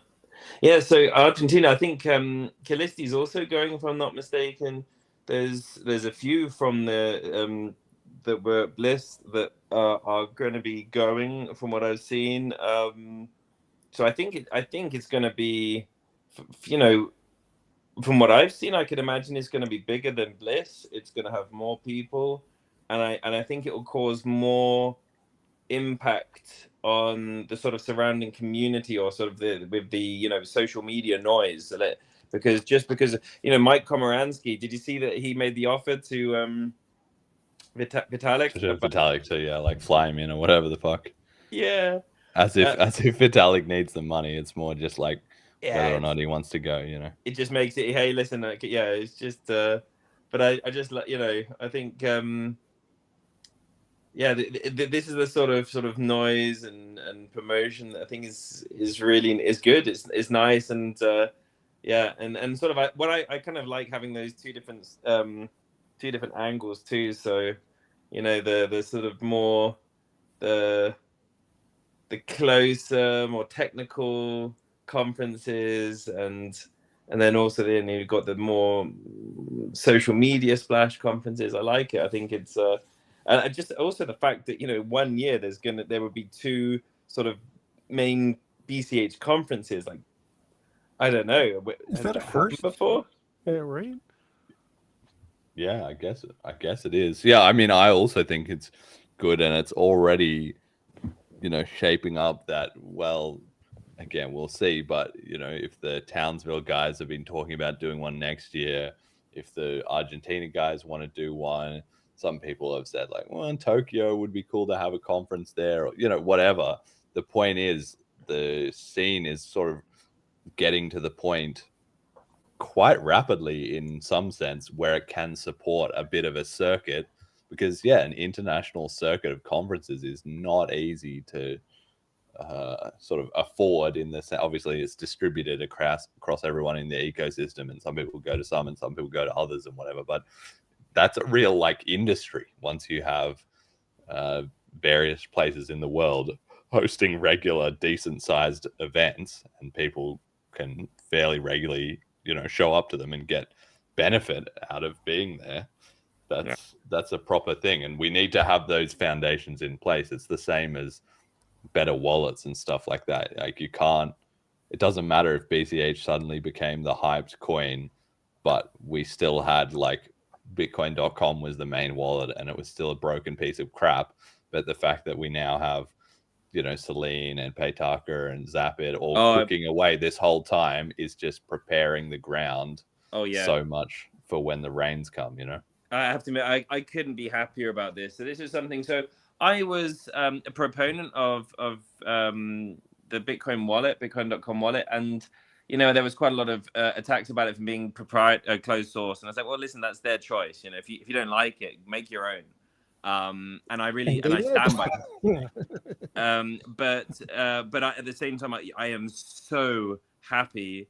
I was really concerned by the fact, okay, at that particular time, for a mobile wallet, it was by far the most user friendly, and it's like, yeah, it is closed source. It does belong to a single company, where if it becomes unaligned with BCH, as you know, as it did with the Verse token, and it really went on a just destroyed the UX for me entirely. And now we've got several really good wallets. You know, I know that Selene is probably the most popular right now, or certainly seems to be from what I've seen. You know, a lot of people are using it. But you've also got Paytaka, which I'm guessing is by far the #1 used BCH wallet in the Philippines, and it's, you know, it's really nice. Zapit, which I've still got my Jessica token in, which I think is closed. I think that's closed source too, if I'm not mistaken, which is fine. You know, I've got, you know, but so that means we've got two open source wallets that are really, you know, popular and big, and of course you've got Electrum Cash, but Cashinize as well. You know, yeah, that might come to mobile at some point, which would be really cool. But, you know, considering the size of the ecosystem, that the amount of good wallets is fantastic. But it definitely puts my you know, I think it was good that BCH wasn't so centralized around one person or one company, despite the fact that, you know, obviously they invested a lot of money into the Bitcoin.com wallet and so forth, but it always made it feel to me like this is rickety. And I definitely feel Bitcoin Cash has never been as decentralized, as distributed, and as stable as it is today. And it, as you say, it sets the foundation for what's going to come, and it makes it much more attractive. You know, for me, if I was going to be a developer coming into a scene, seeing this sort of this amount of work and effort being done by completely separate teams, this would fill me with a lot more confidence and just like, okay, this is a very centralized ecosystem. You know, a wallet. You know, if there's one wallet, you know, if that's really the de facto wallet, and if that was to go down, like, yeah, you just pull the plug on that ecosystem to a large degree. That would make me very concerned as a wannabe, you know, as a developer, as a builder in an ecosystem. So Yeah, it's set up well. I'm really excited by what's to come, and I think we're going to see some. I think the political wins at the moment with crypto, it does seem to be shifting again in this sort of sine wave, going from one extreme to the other. Yes. It does seem, Russia is opening up crypto for international payments. Don't want to get into Russian politics, but I definitely think that's a good thing, right? And whatever the reasons are for a country wanting to accept crypto and allow crypto payments, is like, that's good. If you're into crypto and if you're into the freedom of choice, then this is a good thing. And I think that Donald Trump is again, I'm not a fan of Donald Trump, but if to win an election he really follows through with what he says and prevents CBDCs from taking foot and allows America to become the hub of crypto, then this is good, and I think that the coins that will be most successful in those sort of environments, if it truly is, and that's a big if, crypto friendly, will be coins that are cheap to use and they're fast, and Bitcoin Cash is right at the forefront of that. And I'm looking forward to seeing us get back into the top 10, and then from then it's going to be like 1 or 2 days and we'll be in place 1. Yeah. I don't share your enthusiasm as far as politicians. Anyone will say anything to get elected. Oh, sure. The point is, they said it. It's a big if, right? Right, but I at the same trust time, Donald Trump with 5 pence. Jesus. sure. But at the same time, isn't the plan to use it as a stable backing for the U.S. dollar? Like, wasn't that the I can imagine the reality will be that it will be used to basically entrap us entirely, to really pump BTC and to really create BTC fiat too. Become the CBDC, or at least Tether. I think that's very highly likely, whether he wants it or not. But I can imagine, Donald Trump's quite a simple guy, right? And he will be. What's the idea right now is to buy a load of BTC. So you're basically pumping the value of BTC, but to what end? The BTC is just going to be stored somewhere in a custodial service. Back the dollar, which is what Tether's doing right now anyway. Yeah. Just So, replicating I think it was Aaron. I think he mentioned this. He's quite hardcore in the conspiracy theory, and I think he's quite. It can be quite pessimistic about the outview, but probably his view is correct, and this is just paving the way for something awful. Right. But then again, anything that a politician's involved in, generally paving the way for something awful. So there's no change there. But the thing is that, yeah, go on. Well, I was just going to say there's a huge difference between, like, we're going to make crypto legal to use as legal tender in commerce versus we're going to, buy 500,000 BTC and back the dollar with it. They're like, totally different ideas and like acceptance of crypto and government, right? One is like, you can use it, and the other is like, okay, we're going to like dip our claws into this a little bit. But yeah. But the thing is, I see Donald Trump as a populist. He will say and do what gets him in power, what keeps him in power. And if he really sees that basically, hey, by being like a libertarian, if that gets him to be in power and even, basically change the Constitution and be in power until he dies, he will do that. I'm quite convinced of that. Donald Trump will just go with the wind. He's not going to do that. No, if the wind is going in that direction, I could see it. He's not going to change the Constitution or anything like that, but he is going to obviously appeal to what people want, and that's why I'm really not in the slightest bit off-put about. People get a bit overblown, I think, about so and so is coming to regulate it. We're all going to be fucked. They're going to roll out a CBDC onto everyone within 3 months, etc., etc. Like, that's not really going to happen. The whole point is all the politicians being upset and whinging about it or supporting it or saying they'll support it and then not supporting it. It doesn't matter. It's It's all just chatter. It's all just like crypto chatter, which is just beaming out to the entire population, like crypto, crypto, crypto, crypto, crypto. Doesn't matter if it's positive, negative, whatever. The more times they hear about it, eventually they're like, this is a legitimate thing that I maybe need to Google. Like, and that's really the main thing. And we need to make sure Bitcoin Cash is the first thing that comes in. So where's the search engine optimization? Crypto, Bitcoin Cash. Yeah, as much as we can. But the thing is, then they go on an adventure. They get rugged in some other stupid coin. They think, okay, I looked into this, but I'm a moron, and I didn't listen to my one friend who's been into this for 15 fucking years. So now I'll actually ring him up and say, hey, that's what happened the other day with my uncle, dude. My uncle was like, I told him about Bitcoin 10 years ago, literally, and he got a little bit with me, and he like didn't really understand it at all, but he was at least open-minded to it. And then there was the whole like block size war thing, and I tried to explain to him like we can sell the BTC or the BCH or like whatever, and I explained it all to him in detail, and he obviously didn't really understand any of it, because then he talked to me now and he was like, Jeremy, the price of like Bitcoin like went through the moon, like I should have just fucking listened to you. And he'd completely forgotten all this that I was trying to explain to him, all the specifics, all that. He just had no idea. But he got the point. Like, Jeremy was right 10 years ago. Why didn't I fucking listen to him? And this time he was like, all right, talk to me now. Like, what? And I told him I've got the podcast and listened to it, blah, blah, blah. And he's followed up with me to ask a couple more questions and all that. So that's the whole point, is it's just time and exposure. Eventually, people's mind clicks with it as being legitimate or real or important or whatever. And so that's why the more fuss there is around crypto, the better. Even if 99% of it is misinformation and scams, it doesn't matter. It's just Streisand effect. I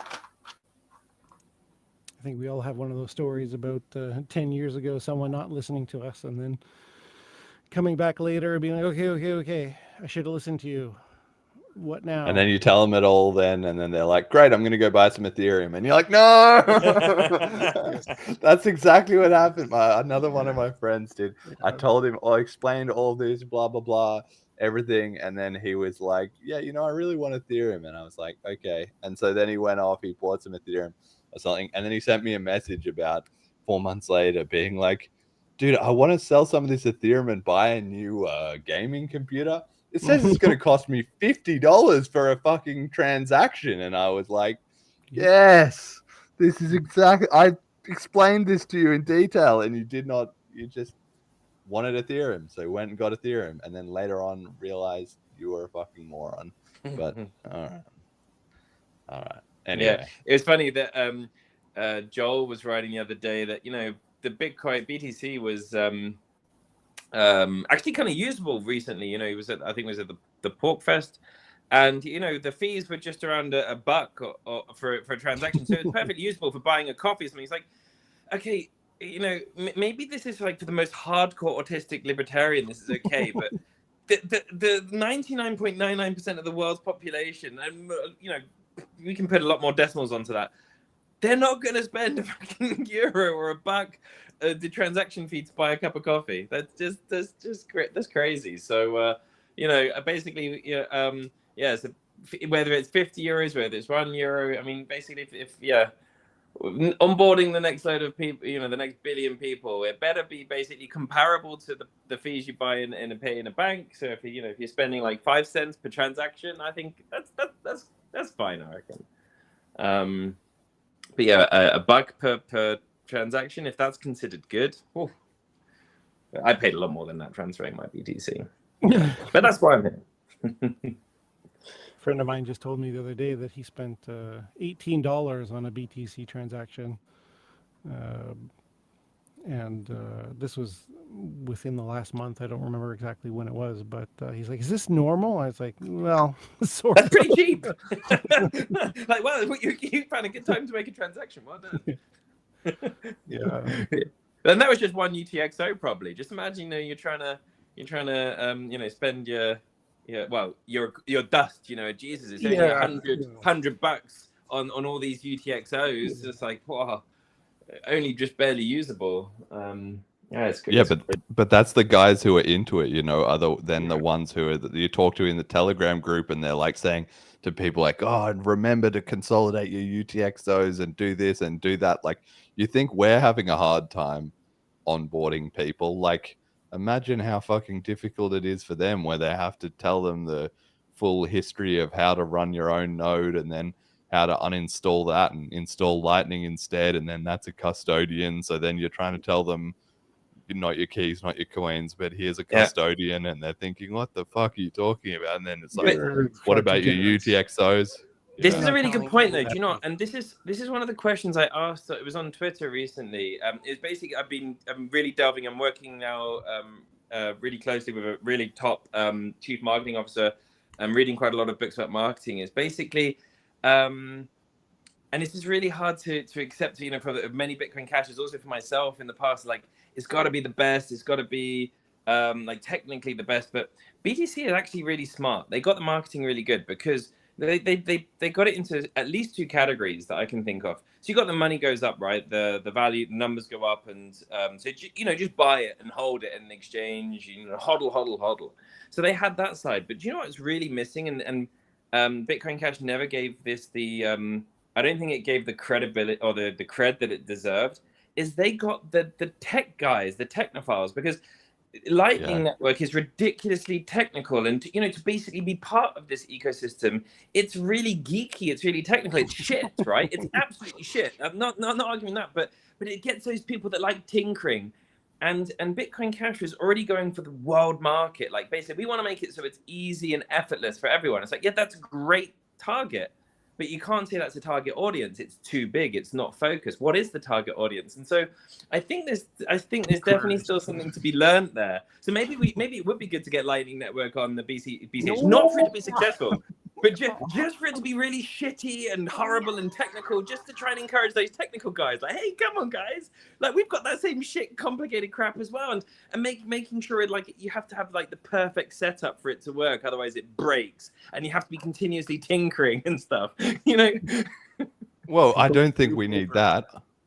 I think you're right that there's something to be said for the fact that you know it cuts both ways, right? The BTC guys were like, oh, what do you mean? Don't run a node. It just needs to be cheap and easy. Like, this is just some bullshit that's going to end up centralized.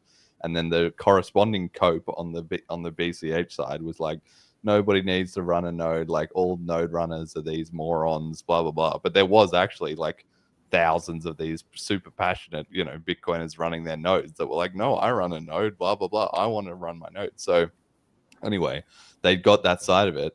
And you're right that we don't need to make some giant technical complicated mess, but we do need to find a way to be the more exciting, interesting chain for those super technical type, which is starting to happen. You saw Callisti was suggesting the other day about doing a Bitcoin dev spaces, and I'm really looking forward to that. It seems like it's probably going to come off. He got, you know, good. 4 out of 10 bites or something like that on the BTC side, and then basically all the BCHs said, yeah, we'll do this. And the thing is that in a vacuum, the way it's going to go is we're all going to jump on this call, and then the BTC guys will be like, our problem is X, Y, and Z, and the BCH guys will be like, we already fixed that like years ago, here's the answer.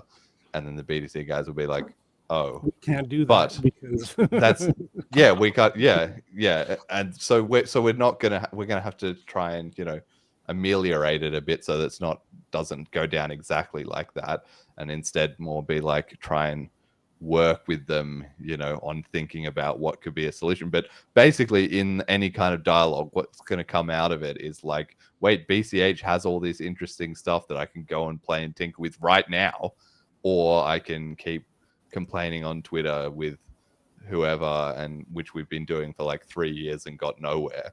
And they're not going to quickly switch over, but they might think about that a little bit, and then 1 or 2 of them will try it out a bit and be like, you know, this is pretty cool. And then and nobody else will notice either. The rest of the BTC ecosystem is not going to really notice if a few of their engineers just switch sides quietly.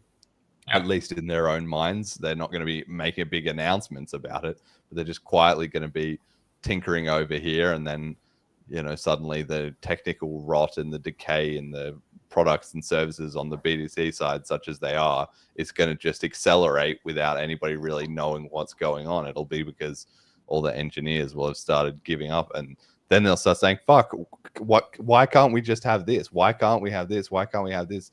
And it'll just be obvious, and then the calls will get louder for some kind of change in Bitcoin Core, which is already a huge mess. They just added this other Bitcoin Meta repository the other day. So now they have the Bitcoin Core repository, which you go on there and try and make a point, and you just get deluged with people arguing back and forth and nobody having any real discussion. And then they were like, there's too much of this. We'll create a separate meta, which is for those conversations. And already the first couple conversations there are people going, this is too toxic, blah, or, so-and-so moderated me who shouldn't have moderated me. They've added a whole new layer of bullshit.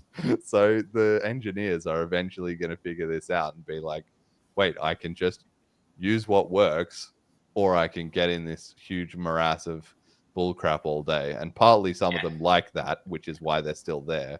But a few of them will eventually want to make something, Yeah, and that's what, I think about BCH Bliss. I'd love to see something like BCH Bliss happen every year. So it doesn't have to be like the Bliss title, but it's just more of a geeky, more about the builders, more about developers and engineers.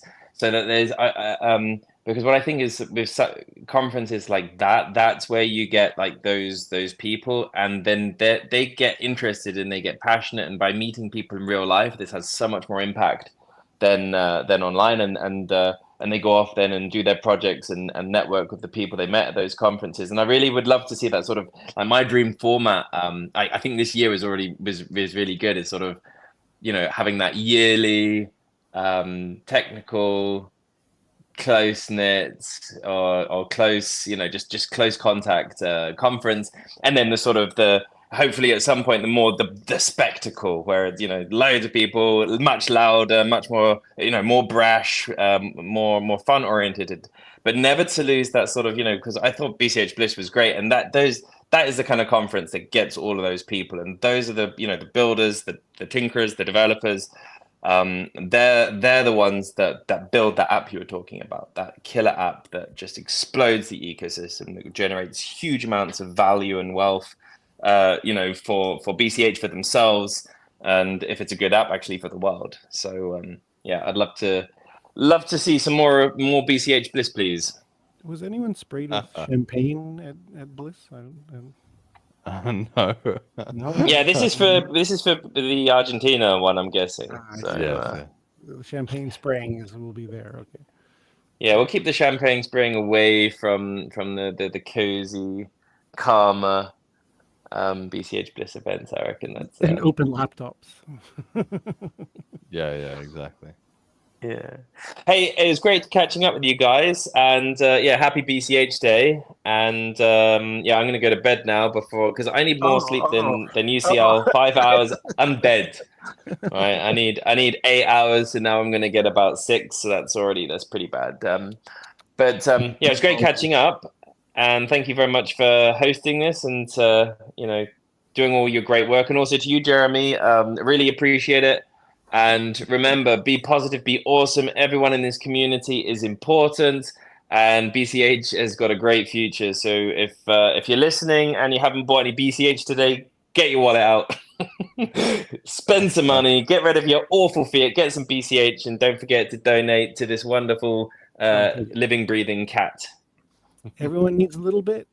So get some BCH. Everyone just needs a little bit. Everyone just a little bit. Just a little bit. Yeah. All right, good night, mate. See you guys. Bye. Poof. He's gone. Oh, did we lose our audio? I don't know. I'm still here. Oh, okay. Suddenly, I guess it was just his background noise, I guess. That's fine. Must have been. How many people we got watching? I checked before. It was just a couple, but it was a bit of an impromptu stream anyway. Yeah. It was, I was like, well, somebody should do something. So I mean, I didn't mind that, honestly, because in the last couple of years, we've had a stream just because some people kind of popped out of the woodwork and said, hey, we want to do a stream and blah blah blah. I know we did one where we kind of couldn't get it working. It was all very last minute, and I just kind of did a monologue for about Because that was last half year. an hour.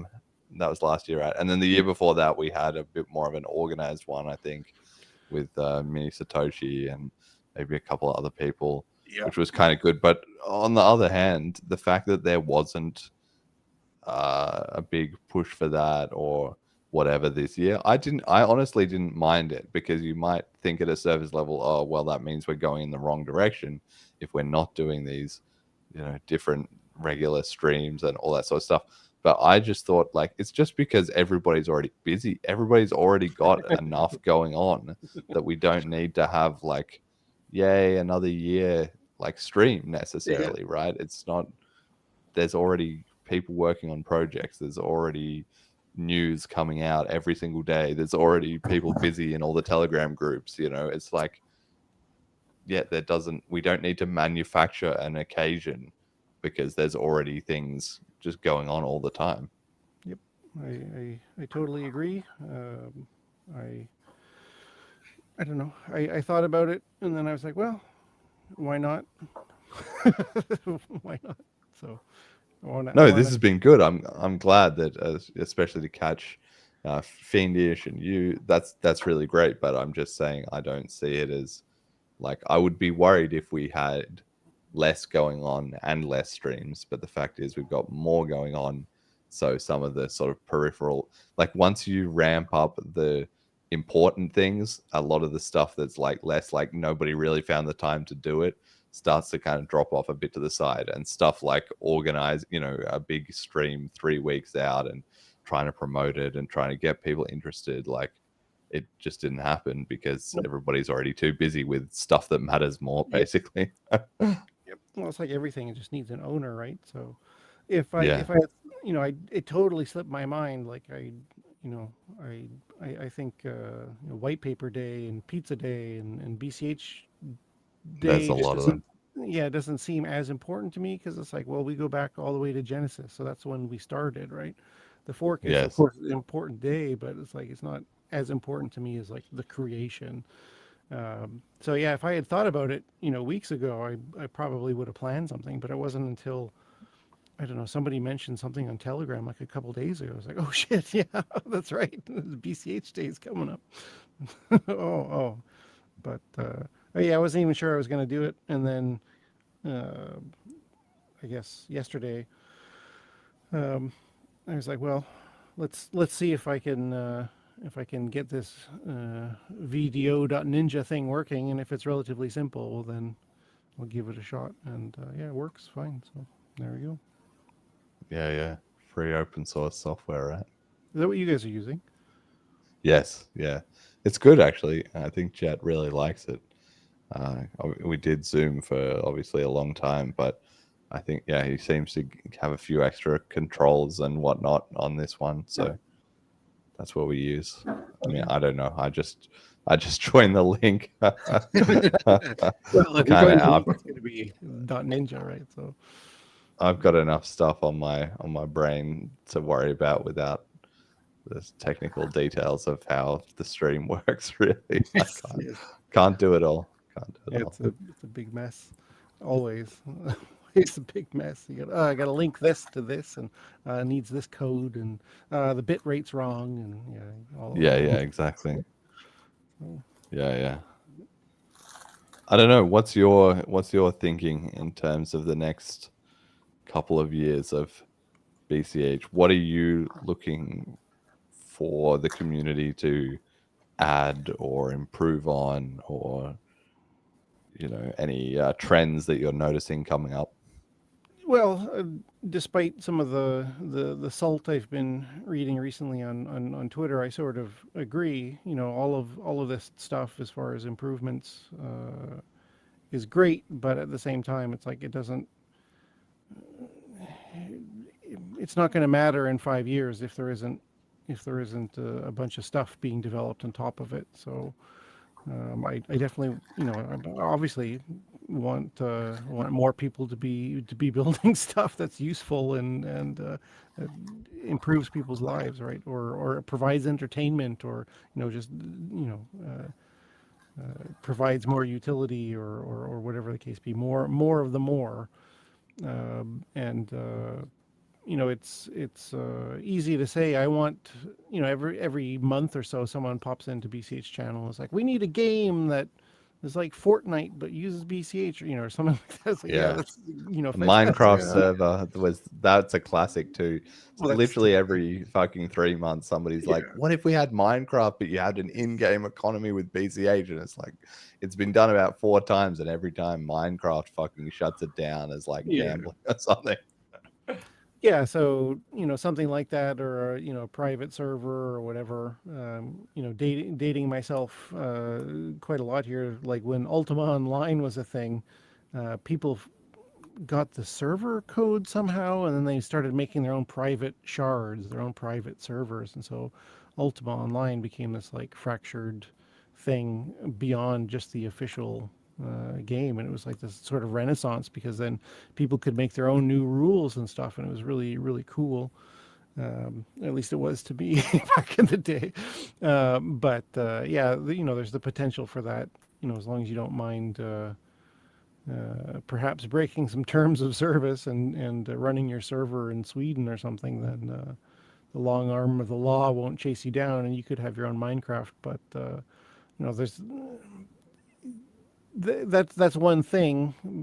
But then you're also just kind of reinventing the wheel. It's like what really needs, if you want to play Minecraft, then you can go play Minecraft. You don't need like BCH version of Minecraft. But if there's something else, or some other game, or some new thing, or new twist, or whatever that inspires people to come and play this game, and it uses BCH on some level, then that would be the cat's pajamas. But it's takes a lot of creativity to come up with a game that really pulls people in and wants them, inspires them to play more, right? Like a clicker is the big thing right now on Telegram. I guess there's like 8 million people playing. Like A what? What is it? I don't even know what this is. yeah, so there's the new Ton coin on Telegram. There's this whole new ecosystem going on, and they have their own tokens and stuff. And someone made a clicker game, and of course, it's just you smash the button as fast as you can. But if you do it, you get some fractions of a token or something, and it's like just taking Telegram users by storm. But of course, in my opinion, like many things, it's it's a cash A grab. bit of a fad, yeah. Yeah, and there's not going to be any sort of long-term use or even play there. So it's just like any, and just like meme coins or ICOs or NFTs, they have a life, and it comes and it goes, and then the new thing will be the thing that people pump and dump, and that's great temporarily. But I think most people in BCH are hoping that we can build something that's a little bit more long lasting and impactful for the world. Yeah, but a few more of those hype things Sure. wouldn't go astray. That's Oh no! I mean, what I was I saying want them before, to come. I would love for them to come, but I don't think a Minecraft server is going to be that thing. It would have to be something pretty novel, whether it's a interesting prediction market or I don't know. But yeah, obviously everyone who found crypto at some point is like, oh my god, we could put it in gaming, and it's like, yes, yes. yes, we could, but crypto doesn't make a good game. A good game makes a good game, and if the in-game currency happens to be BCH or cash tokens or whatever, that's fantastic. But step number one is something that people actually want to play for some reason. So Well, that's why a fifth of gaming is so brilliant, because it means the game part is just the game part. It just makes BCH the in-game currency for every game, and It doesn't even need the help of the game. It's literally just the game already exists. The devs already made it and distributed it and created the fucking community and the ads and whatever.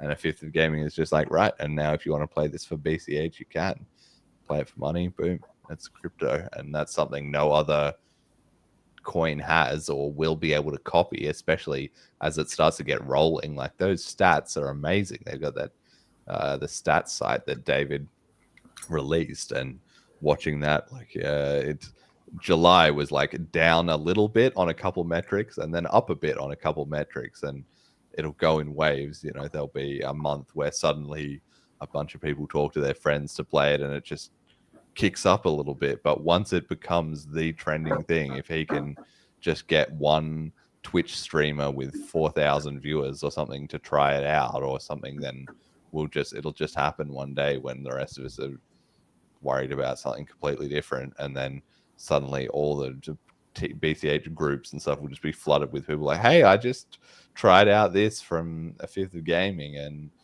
I'm, a complete noob, like, whatever, tell me about X, Y, or Z, or asking these stupid questions or something. And I can just see that happening. He just released his 11th dev blog. He does one every month. They're doing such a good job of just every single month pumping out a couple new features, a bunch of bug fixes, a few extra tournaments ran. We linked up with a new admin or whatever, and then it's just like everything that'll hit a critical tipping point. Like, this first year has been it all just getting ready, and then it will get smoother and slicker and ready for scale, and then probably year 2 is when things will really start to actually gain traction. Well, there's been a massive improvement. I remember when he first, I guess, beta launched it or soft launched it or whatever, and I looked at it and I was like, yeah, there's potential here. But now it's actually like, oh, okay, this is impressive, and it's only going to get better. So that's really exactly awesome. I really want to start Company of Heroes guild, but I just don't have the time. It's like, as much as I would love to be able to commit to like weekly gaming, I don't have time to game weekly. So that is the hard part about it, is that the BCH community is already so stretched on everybody's so fucking busy, which is again where I think AFOG could be a success, in that like, it has the MTGA Daily Guild, which is run by a guy who was already doing that. He was already doing Magic, is already his thing, and he was already playing it every day, and yada yada yada. So then AFOG is just like solves a need for him. It's not he's a BCHer who's trying to find time for it to help the kind of app get on its way. He is just actually like, I genuinely need this, and if we can get a few more of those people going like that, who they don't care, they don't necessarily need to listen to the Bitcoin Cash podcast or know that the BCHF exists or anything about fucking Abla or whatever. They can just happily play their games. Yeah, that's right. And just use BCH, and that's kind of perfect. Yep, totally fine. If you don't know the history, you just want to use the coin, it's fine. Yeah, exactly. And if we can just get one or two, a few more of those kind of apps and those kind of things going, like, that's really where I think everyone's focus needs to be. Obviously everybody's at a different point, there's various different projects and so forth, so it does depend on each of those, but that's what I'm really looking for in 2024. And it's probably the latter half of this year, but more next year. 2025 is like, BCH needs, like you said, a few more projects that are like, wow, that's actually kind of impressive. We've already got that with A Fifth of Gaming is getting there, Celine is kind of getting there, BCH Bull is getting there as well too. Needs to get a little bit slicker maybe, or a bit better integrated into a couple things or whatever, but the core of it is there. And then you have a few more as well too that are cooking away, like BCH Gurus. Haven't heard too much from like Cash Ninjas, what's going on with that, whether that was going to happen or not, or BCH different. Gurus is they're doing their, what is it, final snapshot tomorrow, I think. So Oh yeah, true. if you're planning Get a on fresh batch of gurus. right, if you're planning on getting Furries. maximizing your furus, check out what NFTs you have already and complete your collection them in to order. get that multiplier. Yeah. If Yeah. I have time, I think I need to buy one more to complete a set, and we'll see if I get around to it if I wake up in time. I'm not sure, but Yeah. Yeah, just like them, or I mean, these other projects just are a multi-year thing, which is why they're so few and far between, is because someone has to decide. Like the BCHF is another great example of that. You know, you've been doing it now a bit over a year, and there was time before that where it was kind of in the pre-run up, you know, and now it's like starting to get some momentum. And I've seen the Twitter account has been growing really nicely actually as well too. So these things just take, and that's why it needs to be like politically stable in BCH, because if there's infighting or whatever, that's just toxic to any of those things just quietly growing. Yeah, to people just having the time and wherewithal and whatever to just think, oh, I'm going to start a project here, and for it to actually work, and people to be kind of a bit bored because there's not drama. So they're like, what's something I could try out that's new or interesting? And then they jump on and support something new. That's what you want. And you need it to get, over multiple years for these things to just grow and snowball. So because it's now been like the last split with XCC was the November of 2020, right? So we'll be coming up to 2022. So yeah, we'll be coming up to like 4 years since that split, and that sounds like a long time, but that's how long it takes to get a much improved BCH Bull, to get a Fifth of Gaming, to get Celine, to get all these other projects like started and growing. Really went by really fast, actually. I can't believe that was 4 years ago already. Yeah, I mean, there was a lot of it was in coronavirus kind of times, which was a bit of a distorted, different thing. But yeah, of course, always when you look back, suddenly it's like, wow, where did the time go? But that's 120 episodes of the Bitcoin Cash podcast, and we don't even do it like weekly. It's more like three a month or so. So once you look at it, it's like, Jesus, yeah, this was a lot. This was a lot. Time flies. Wow. 120 episodes. That's 123 we've done. I'll get you back on the show again soon. It's in my list. I have a list of 10 people that would be good for upcoming slots, and people kind of rotate in and out as time goes on, right? Somebody's like, somebody's really topical or has some good announcement or something, and they kind of jump the queue a bit. But you're in there definitely for because we had a couple of those episodes so good. The one that we did with You, Me, and Emergent, and Dynapawns, I think it was, or maybe we did one with Uname, like a couple of those group ones that we did. We did one around with the ordinals when that was starting. Yes, I really enjoyed that episode. I thought it was really good. The quality of the content and the information and the banter there was really good. So it will certainly be time for another episode in that vein. And then we did the hijacking Bitcoin one as well. So I guess fairly recently we have done one. RBTC, the takeover, we did that episode. So probably it'll be another 6 months before there's another incident like that needs attention. I'm good if there's no more. Yes. I really don't want to jump into the drama, but I don't need any more drama. Can we not? Yeah. Can we just not do drama anymore, please? Yeah, true. I mean, I guess the less drama, the better.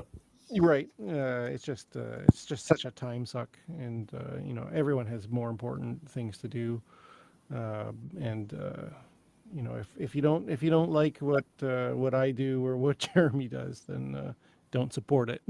support It's the that people you simple, do yeah. like. Right? It's pretty simple. And yeah, if you don't like what I'm doing, and you think I can do something better, and you have like a honest, genuine Prove it. criticism, Do then better, well, yeah. no, I mean, just like if you have a criticism, like the information was hard to find, then I'm willing to listen and try and make things better. But if you have nothing to say but complaints, well then, yeah, do it better yourself, or keep your mouth shut, because I got better things to do than listen to people complain about how the BCHF is going to destroy Bitcoin Cash, because foundations Yeah. inevitably do. Et cetera, et Yes. cetera. Yes. So, Well, yeah, I don't know. What we'll see. I guess like Fiendish was excited about this conference in Argentina, so we'll see kind of what comes out of that. That's, I guess, the next big thing on the kind of agenda. There's going to be the lock-in November. Do you have any thoughts on the VM limit stuff, bigger inches, any of that? well, I mean, it's a lot of it's above my head, right, above my pay grade. As far as I understand, I think there's a lot of good use for VM limits increasing. Whether or not the actual proposal itself is prime time ready, I have no idea. And then Jason's latest chip, I haven't had time to read it yet. Again, I'm it's way above my pay grade. So as far as I know, Jason is a rock star. He's amazing. But whether or not the thing will pass through the gauntlet of the chip process before November, I have no idea how feasible that is, or if he's reached out to people or anything. I have no idea what the status is. So I don't have strong opinions formed yet, and no one has neither owner has asked me for my opinion either. But I definitely need to read Jason's proposal, because I haven't yet, assuming I'll understand enough of it to have an informed opinion. But It's just good to get some eyeballs on it. For sure. Yeah, neither of these things will affect my own personal use, so I don't really have a huge stake in the outcome either way. But I assume that if they reach enough support and they're tested and vetted, and there's not major objections, then this year or next year they'll make the cut. And then there's something that Autist is working on, that he mentioned maybe for 2027. So I don't know, but Yeah, I haven't looked into that either. Yeah. That sort of whatever it's called, tailstorm, Tailwind, some sort of weak blocks or pre-confirmation or something like that. I'm just kind of a bit. I mean, that's kind of a classic example of what Fiendish was talking about earlier. With once you get some, excited engineers, then some stuff starts kind of happening. Whether it's like, I don't know, maybe it's a genius idea, or maybe it's just excitement. I don't know, but I had a quick look at it, and I'm kind of like, do we need? We've got so many problems to solve. Does fucking around with the confirmation time, or if it's 0 conf or it's 0.1 conf, like, is that really the biggest problems that we have to deal with? Like, well, there's 1,000 things that we could fix and improve that don't require any changes there. It's the what is it? What is the expression, like? adding more women doesn't make the baby get birthed faster or something. Oh yeah. If he's got an idea and he wants to work on it and he's going to hammer it out for a long time,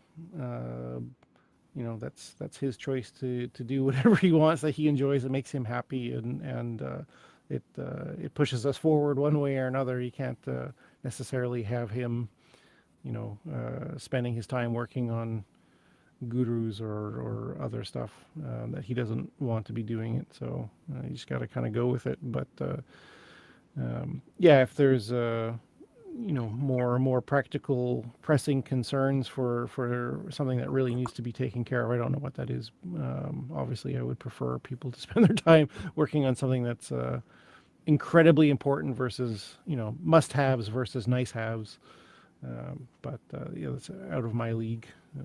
So yeah, everybody, I mean, that is a decentralized ecosystem. Yeah, of course, everybody just picks the problem that they find important, and that's why I guess growing the community is such a big win, because then you just get you just get more people working on different stuff, and some of it lands on the problems that everyone else is like, it would be great if somebody did that, right.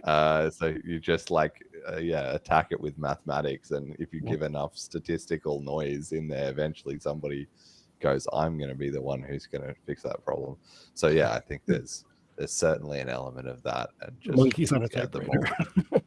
Exactly. The more we can just grow the community, the better. But obviously that then will come with its own challenges. Then it just creates new little sub tribes and little little cliques about this or that, or some disagreements here or there, or I don't know. That's why alignment and focus is so important. Like what you were saying before about those old streams, like I check them out looking for stuff from time to time, and I like, did I remember that right, and was that person there, and I check these things out, and looking back at the old stuff, I really feel like there was a huge contingent of people who were in BCH because they hated what happened with BTC, and they're not necessarily aligned with the goals of BCH, but they just sort of wanted revenge or wanted to poke these evil core people, and that was the unification. And then when it came actually down to like, okay, we got to do stuff, well, then we splintered apart into different camps because it's like some people wanted to do this, some people thought that's a terrible idea, back and forth, and then that's when alignment really started to sort of come out. It's like, well, okay, well, what is the point here, and how are we going to get there, and will this centralize us or will it not? And you can see how that played out with the other chains that came from the splits and how they're doing today.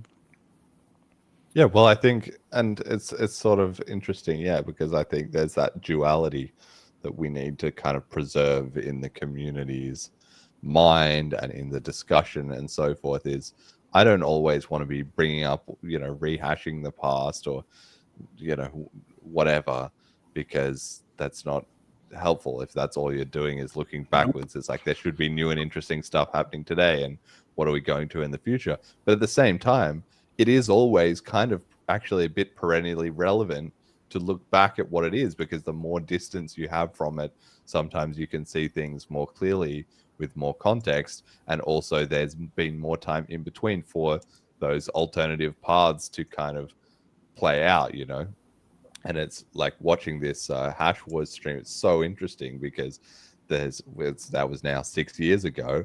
And so there was obviously so much chat on that about people saying like, oh, this chain's going to be successful like this, or this app is what's going to drive it forward, or we're going to flip in BTC in like 3 years, or like whatever, and you can just look back and think, oh, that was all just chat. Like, did any of that actually come to pass? It was all just hopium, basically, a lot of it.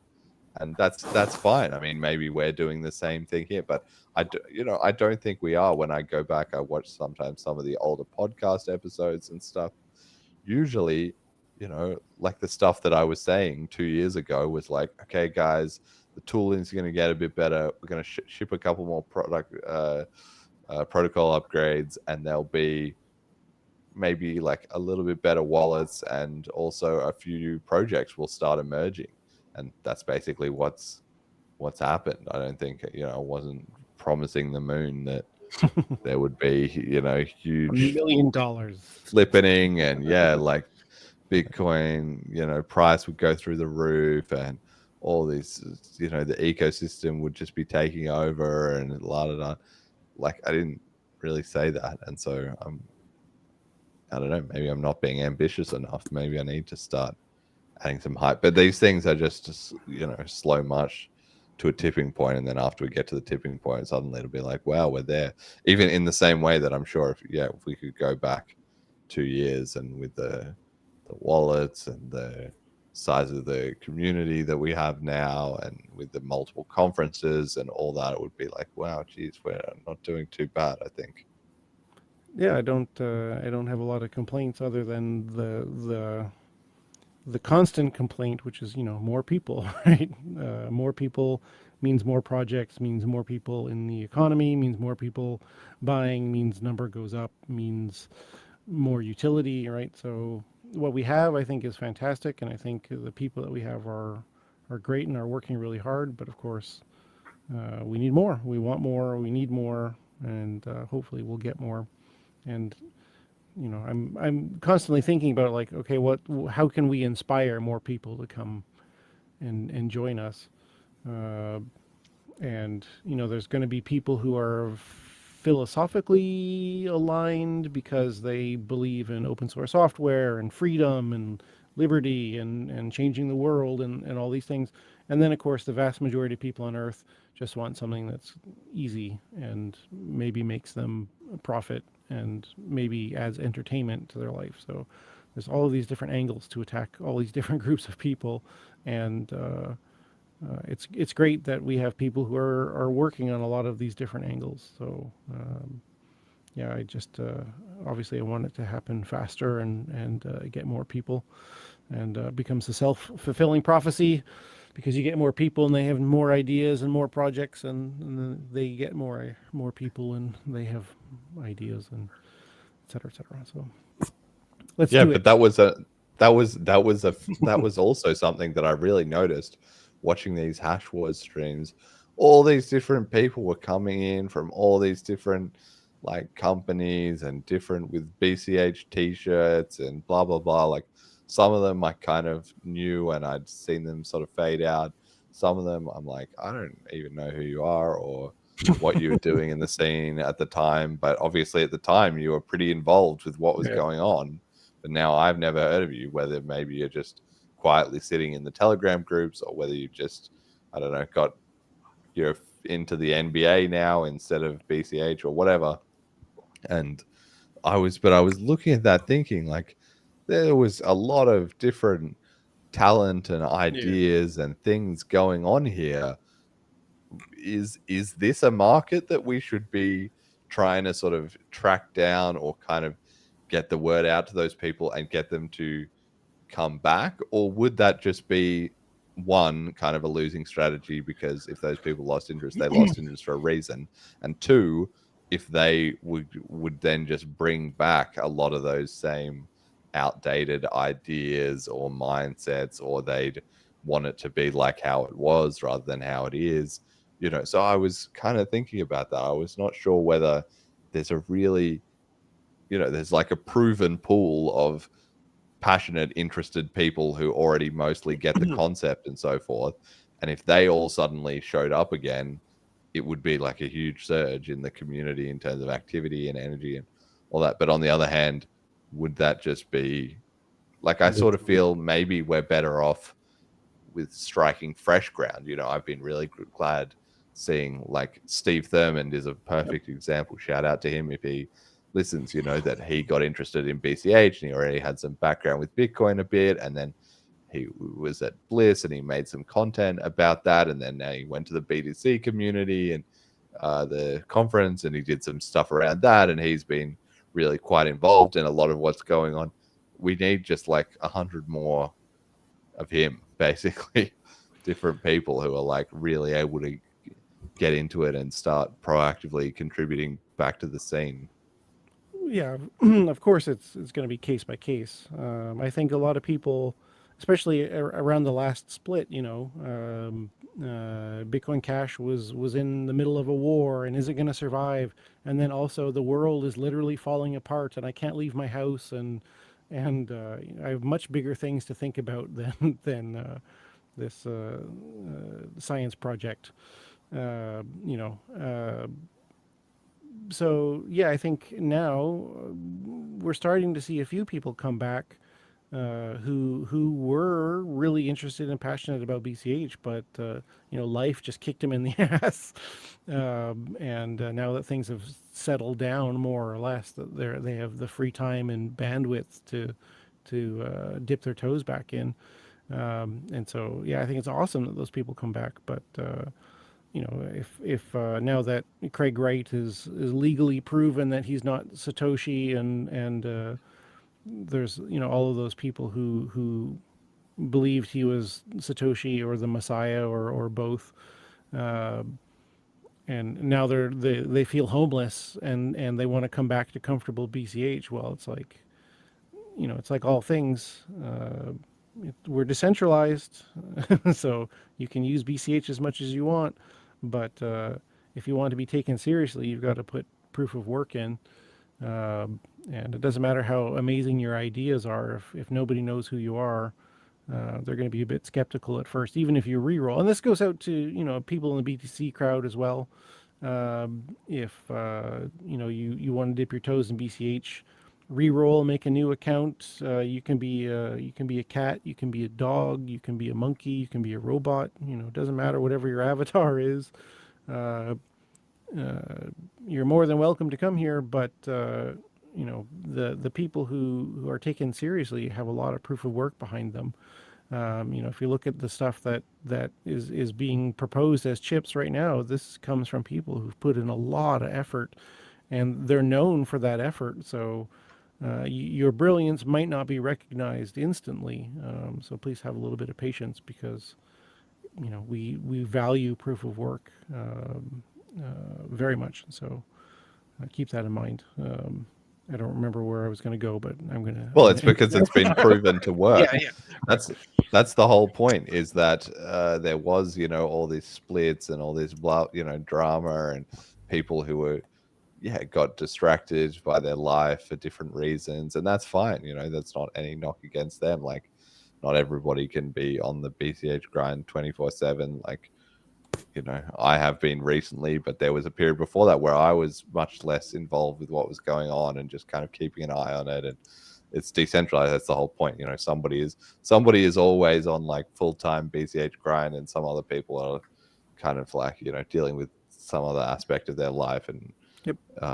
As a community, it just gets spread around as a team effort. But the proof of work stuff matters a lot, because it's proven to filter out people who have crappy ideas, or who aren't serious, or who aren't able to, for one reason or another, get community buy-in.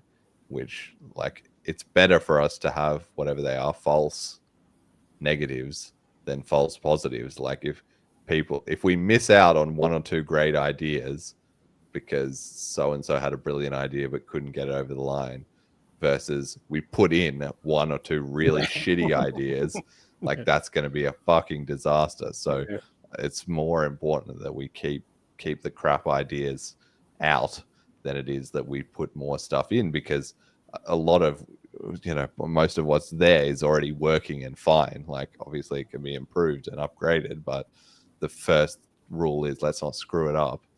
And then secondarily, let's worry about, like, although there is an element of insanity is doing the same thing, expecting different results. And if BCH is going to rank up and move up the coin market cap and get more clout and get more social media following and all that, then obviously we have to be looking at what are we doing wrong and what are we got to change. But I think the community has been very mature about that, in the sense of we knew that we needed to make some changes, and that's what we have done. It's a fairly big pivot in terms of like introspection opcodes, cache tokens has been added. Now we've got the VM limits stuff. There's like the whole DeFi stuff is on the radar. There was nothing in any of those Hash Wars streams about any of that. Nope. That was not where the thinking was. It was just kind of big blocks, big like cash payments, and that was it. That was what everybody was like jazzed about. There wasn't even talk of anything, as far as I know, similar to like a Fifth of Gaming and I was just thinking back to it, like the biggest thing that got mentioned was like the Satoshi shotgun, which was just somebody wrote up some script to just spam out 100,000 transactions or whatever. And everybody was like, wow, this is the Satoshi shotgun. It's haha, what a meme or something. Yeah. But that's not like it's like 20 minutes of effort for one dev, if that's the coolest thing going on in your ecosystem, that's pretty lacking. Yeah, I'm trying to remember if there was anything that was really like on the horizon at that time that was. No, there wasn't, because everybody was too busy fighting over is Craig right Satoshi and pontificating about game theory and about who gets the ticker on the exchanges and stuff. Like when you look back at it, you're like, this is crazy. Nothing was going on. Nothing. Nobody's like, we've shipped a new wallet upgrade. Nobody's building any apps. Nobody gives a fuck about the protocol, except to the extent that they can argue about it in terms of this is the right thing or that's the right thing, or who supports what side, rather than what is actually the proposal and like, let's hear it properly discussed or anything. Nothing like that. Well, there was Playmo GG. I don't know if you remember that. No, I don't remember that. It was a lot like a Fifth of Gaming.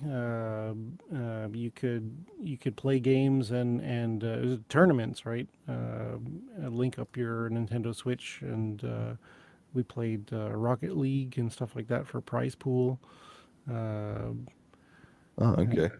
Yeah, that unceremoniously died, and then there's all the SLP token stuff. Lots of There was great waifus. ideas. I remember waifus. Yeah, waifus, and there was CryptoPhil, the exchange, Spice token stuff.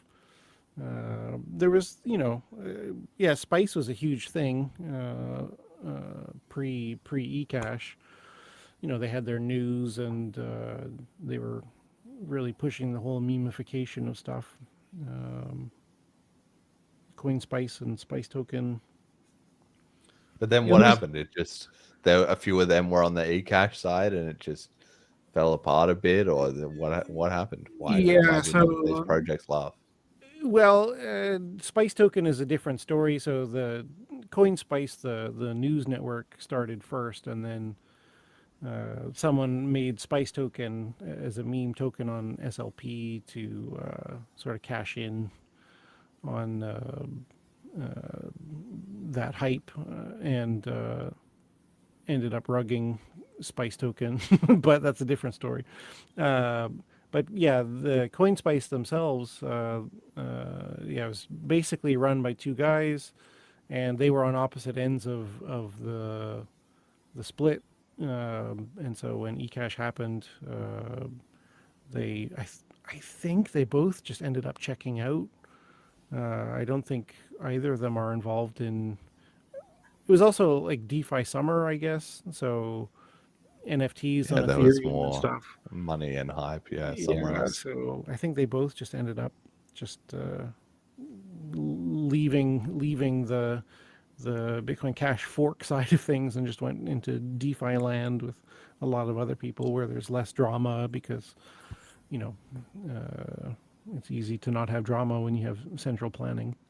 So, well, yes and no. But the thing is, that's why I think it's just interesting to reflect on. Yeah. Because, like with the podcast, right? I'm loving it. I'm really enjoying doing the podcast, and may it continue for many more years, right? But the point is that you need to have, as an ecosystem, you need to have an environment where people can be starting up these longer term projects. They can succeed and do well, and then that's kind of like the armor of the community or whatever. Like if there's a downturn where there's less interest, the price is a bit down or whatever, you need those steady projects to, there needs to be enough going on for them to just sustain and push through until the next bump of interest, the next round of, like, for instance, all with St. Kitts, you know, there was like good momentum, some good things going there. But then if it all just kind of peters off, well, then it just kind of peters off. So you're naturally going to have some projects starting and some projects dying, you know, a bit of both.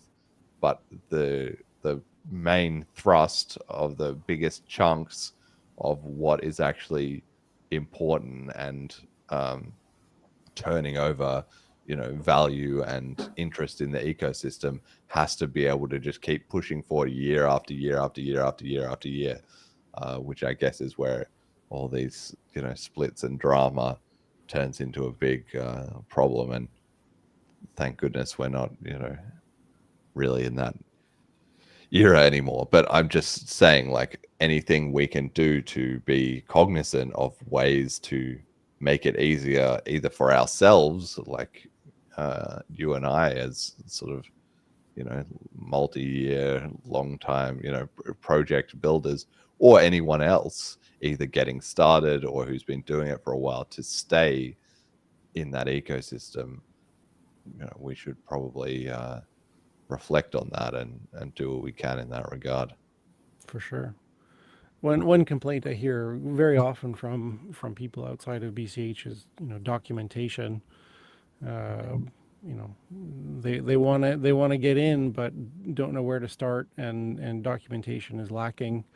And so, how do I do this? Well, you got to join this Telegram group, and then okay, and then ask the guy.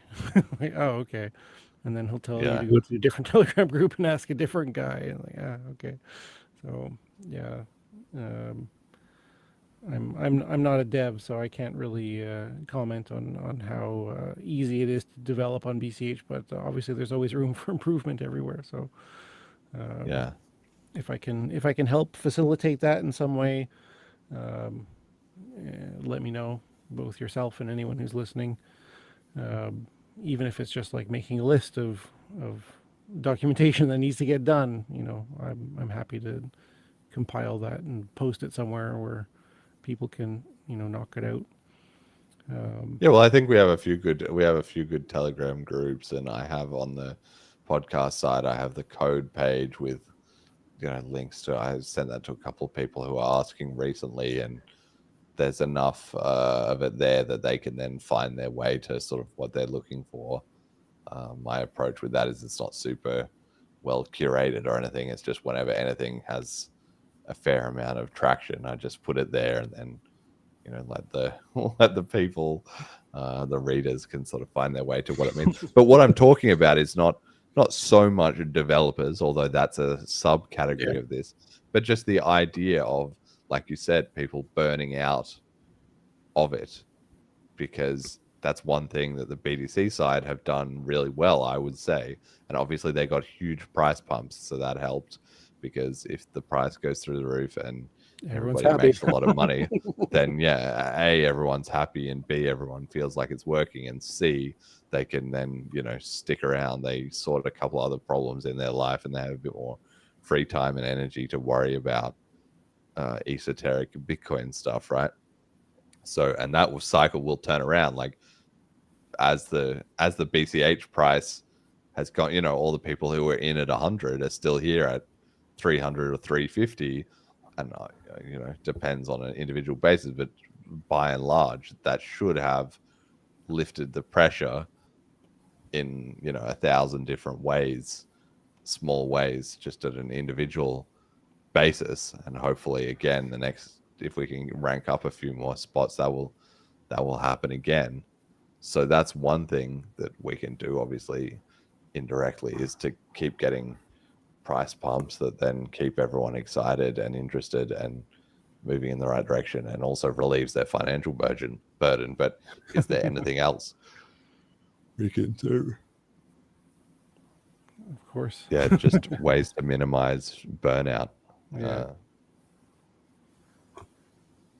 Yeah, I don't know.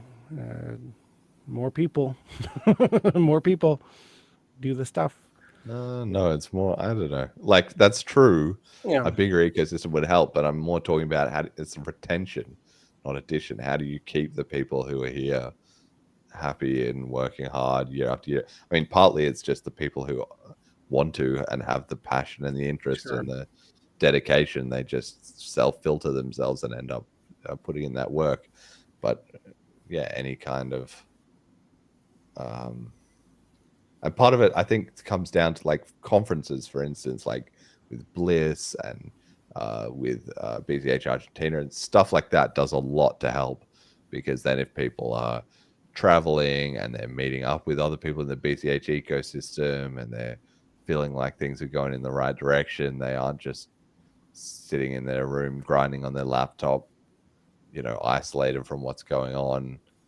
That really helps to provide a lot of context and a lot of interest in the scene, I think. So, you know, that's one good thing. We're already moving in the right direction there, having more conferences and better conferences. But I don't know what else falls into that category. Well, definitely conferences and meetups as well, which are, you know, mini conferences really. Yeah. Meeting people face to face, being in the same room, is completely different than talking on Telegram, right? So yeah, it definitely helps create alignment and unity and community and all those things. Excuse me. Yeah, well, that's where just it's always so hard, because that like you say, that physical in-person interaction is so much higher bandwidth, but it's also, of course, commensurately hard to organize. The network effect is so much harder to build. The expenses, the time, the logistics involved is so much higher. And so kind of there is a critical tipping point where you get past that there's enough people involved that most sort of areas can have kind of something going on, you know. But I don't know that we're really at that point quite yet. Yeah, it's a nut we haven't cracked yet, but we're certainly getting better. I mean, if you're going to measure it by conferences, then we're already rocking. So yes, that's a great a great sign. I won't be going to Argentina, unfortunately. It's more than 2 days travel each way. Yes. So I'm gonna bow this one out. Yeah, hopefully Australia will have something. If that's the case, then I'll definitely be heading down there. I've never been, so I hope to go to the land down under. But I'm not sure if any details have been hammered out about that, other than hope. Yeah, I think it's sort of in the works, in the concept phase, basically. Yeah, I don't know if anything's going to be happening in Japan. There was some hope, but again, I haven't heard any solid plans about it. But that's certainly more convenient for me. yeah. We'll just let it play out a little bit. There's been already. I think that's the same thing. There's already plenty going on. So in a way, sort of similar to when you have more going on, people are too busy to have sort of too much celebration streams and so forth. That was one thing I was thinking about. I was watching with that BTC conference stuff that was there, and like the Taproot Wizards didn't seem like they had some giant floating hat thing, which got a lot of people took a photo of that. Well, like, look at this giant hat thing.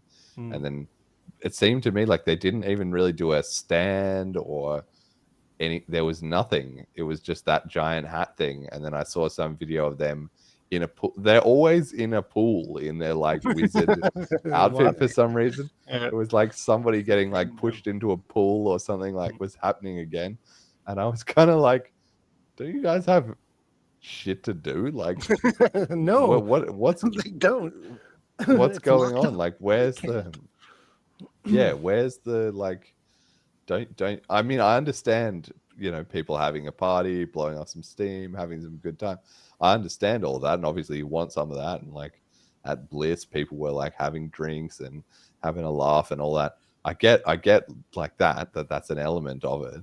And maybe that's just the element that found its way onto social media. But I was just thinking, like, where's the booth of like, here's a display of our quantum cats and here's this or that, that the next thing that we're launching, or here's where you can come and chat. Like Callisti and Steve didn't tell me anything about that.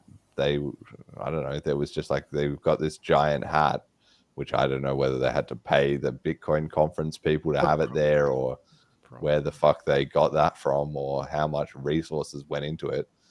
But like, it just seemed to be a bit lacking. It was like, okay, this is a good start. You got a giant hat. Now, shouldn't you have 3 desks here with some computers and stuff happening? People coming over to try your wizard cupcakes or like whatever. I don't know. It just seemed like you got a giant hat and somebody later on completely randomly was getting pushed into a pool, and I was like, okay. Yeah, I didn't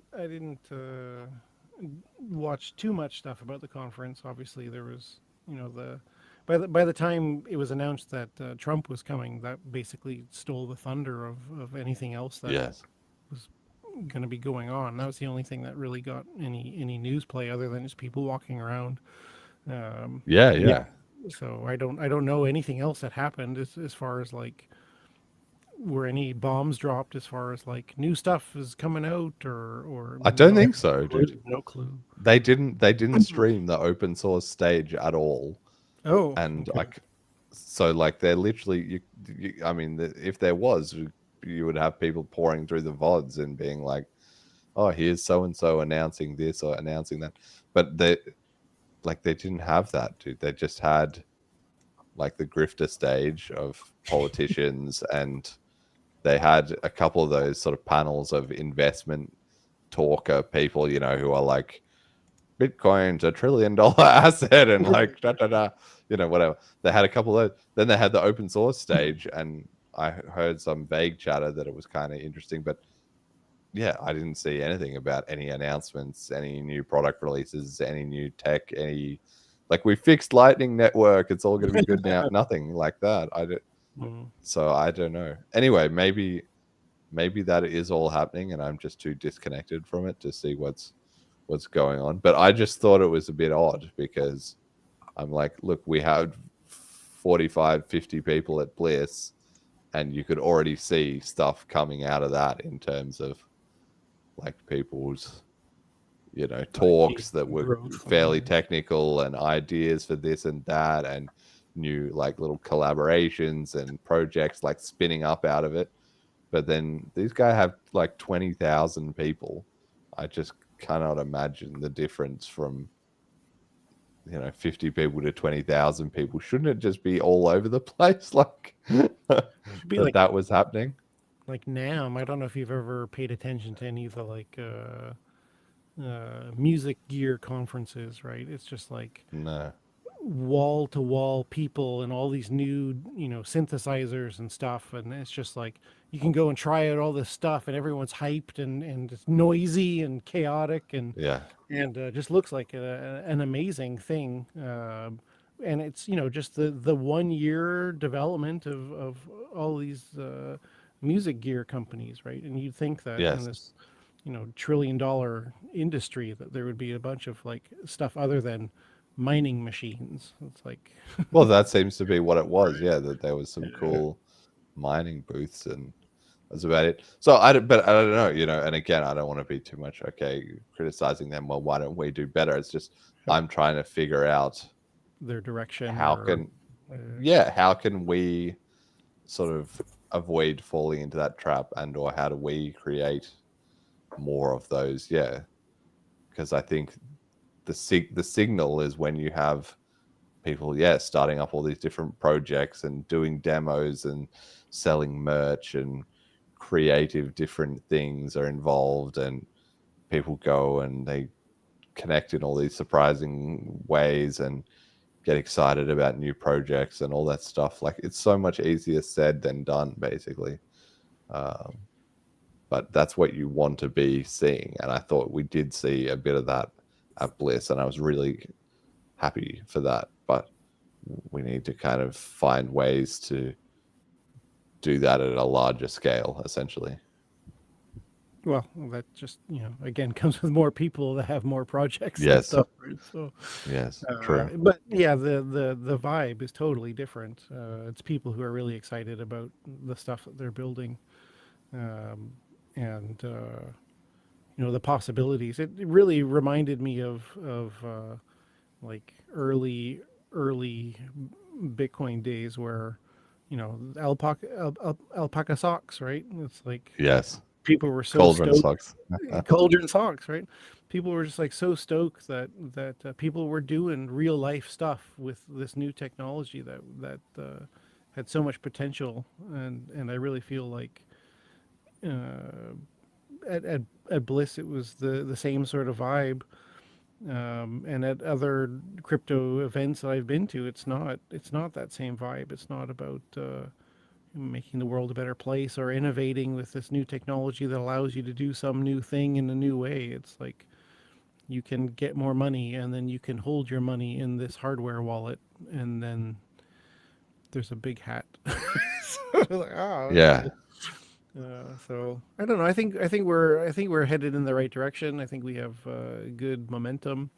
It's just we've had a few setbacks, and now we're in a good place. We're aligned, and we're firing on all cylinders. So it's just a matter of time and sticking to it, and inspiring other people to come join us. So if anyone's listening who's not involved in the community and you would like to be more involved, feel free to reach out to me or Jeremy or anyone else who's vocal in the space, and we'd be all more than happy to point you in the right direction of whatever it is you're looking. If you're looking to develop a game or do 3D printing stuff or whatever it is, there's probably other people in the BCH community who have ideas how to merge these different worlds and technology together. So don't be shy, reach out, ask questions,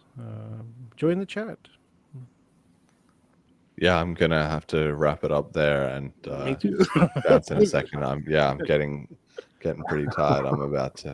I've been going pretty hard on all. Have some new Selene updates. Hopefully, gonna be ready for the August release at some point. So yeah, plenty on the docket. But yeah, that's it. BitcoinCashPodcast.com. You can go there, check out the recommendation. There's the recommended page, which has loads of links to a lot of stuff, including social media, where you can find more people and ask them questions if you need help. And yeah, try Selene.cash, download our wallet, get involved, and happy BCH Day. Peer-to-peer electronic cash system. That's the main thing, is we've kept that vision alive. And I do feel that very strongly. Just as a final point is, we're talking about somehow through all the splits and drama in the past and about being on an uncertain road into the future, but it's still here. We've kept it alive. We haven't taken over the world just yet, but we haven't died either. And that's already more than, can be said of a lot of other ways that this could have gone. Right. We could not be here at all. In many different respects. So the ball's still in play, basically. And I think not only that, but it is starting to kind of turn in the right direction as well. And the market never finishes deciding. So game's not over. There's plenty of life left in planet Earth. So come join us. We'd love to have you. So thank you very much for joining me today on this unplanned impromptu stream. And thank you both to Fiendish and Dwellers who were with us earlier today. And please Thank be you. sure Thank you. to follow the BCHF if you want to get weekly news delivered right to your favorite social media every week. Thank you very much. Bye-bye. Brilliant. Bye.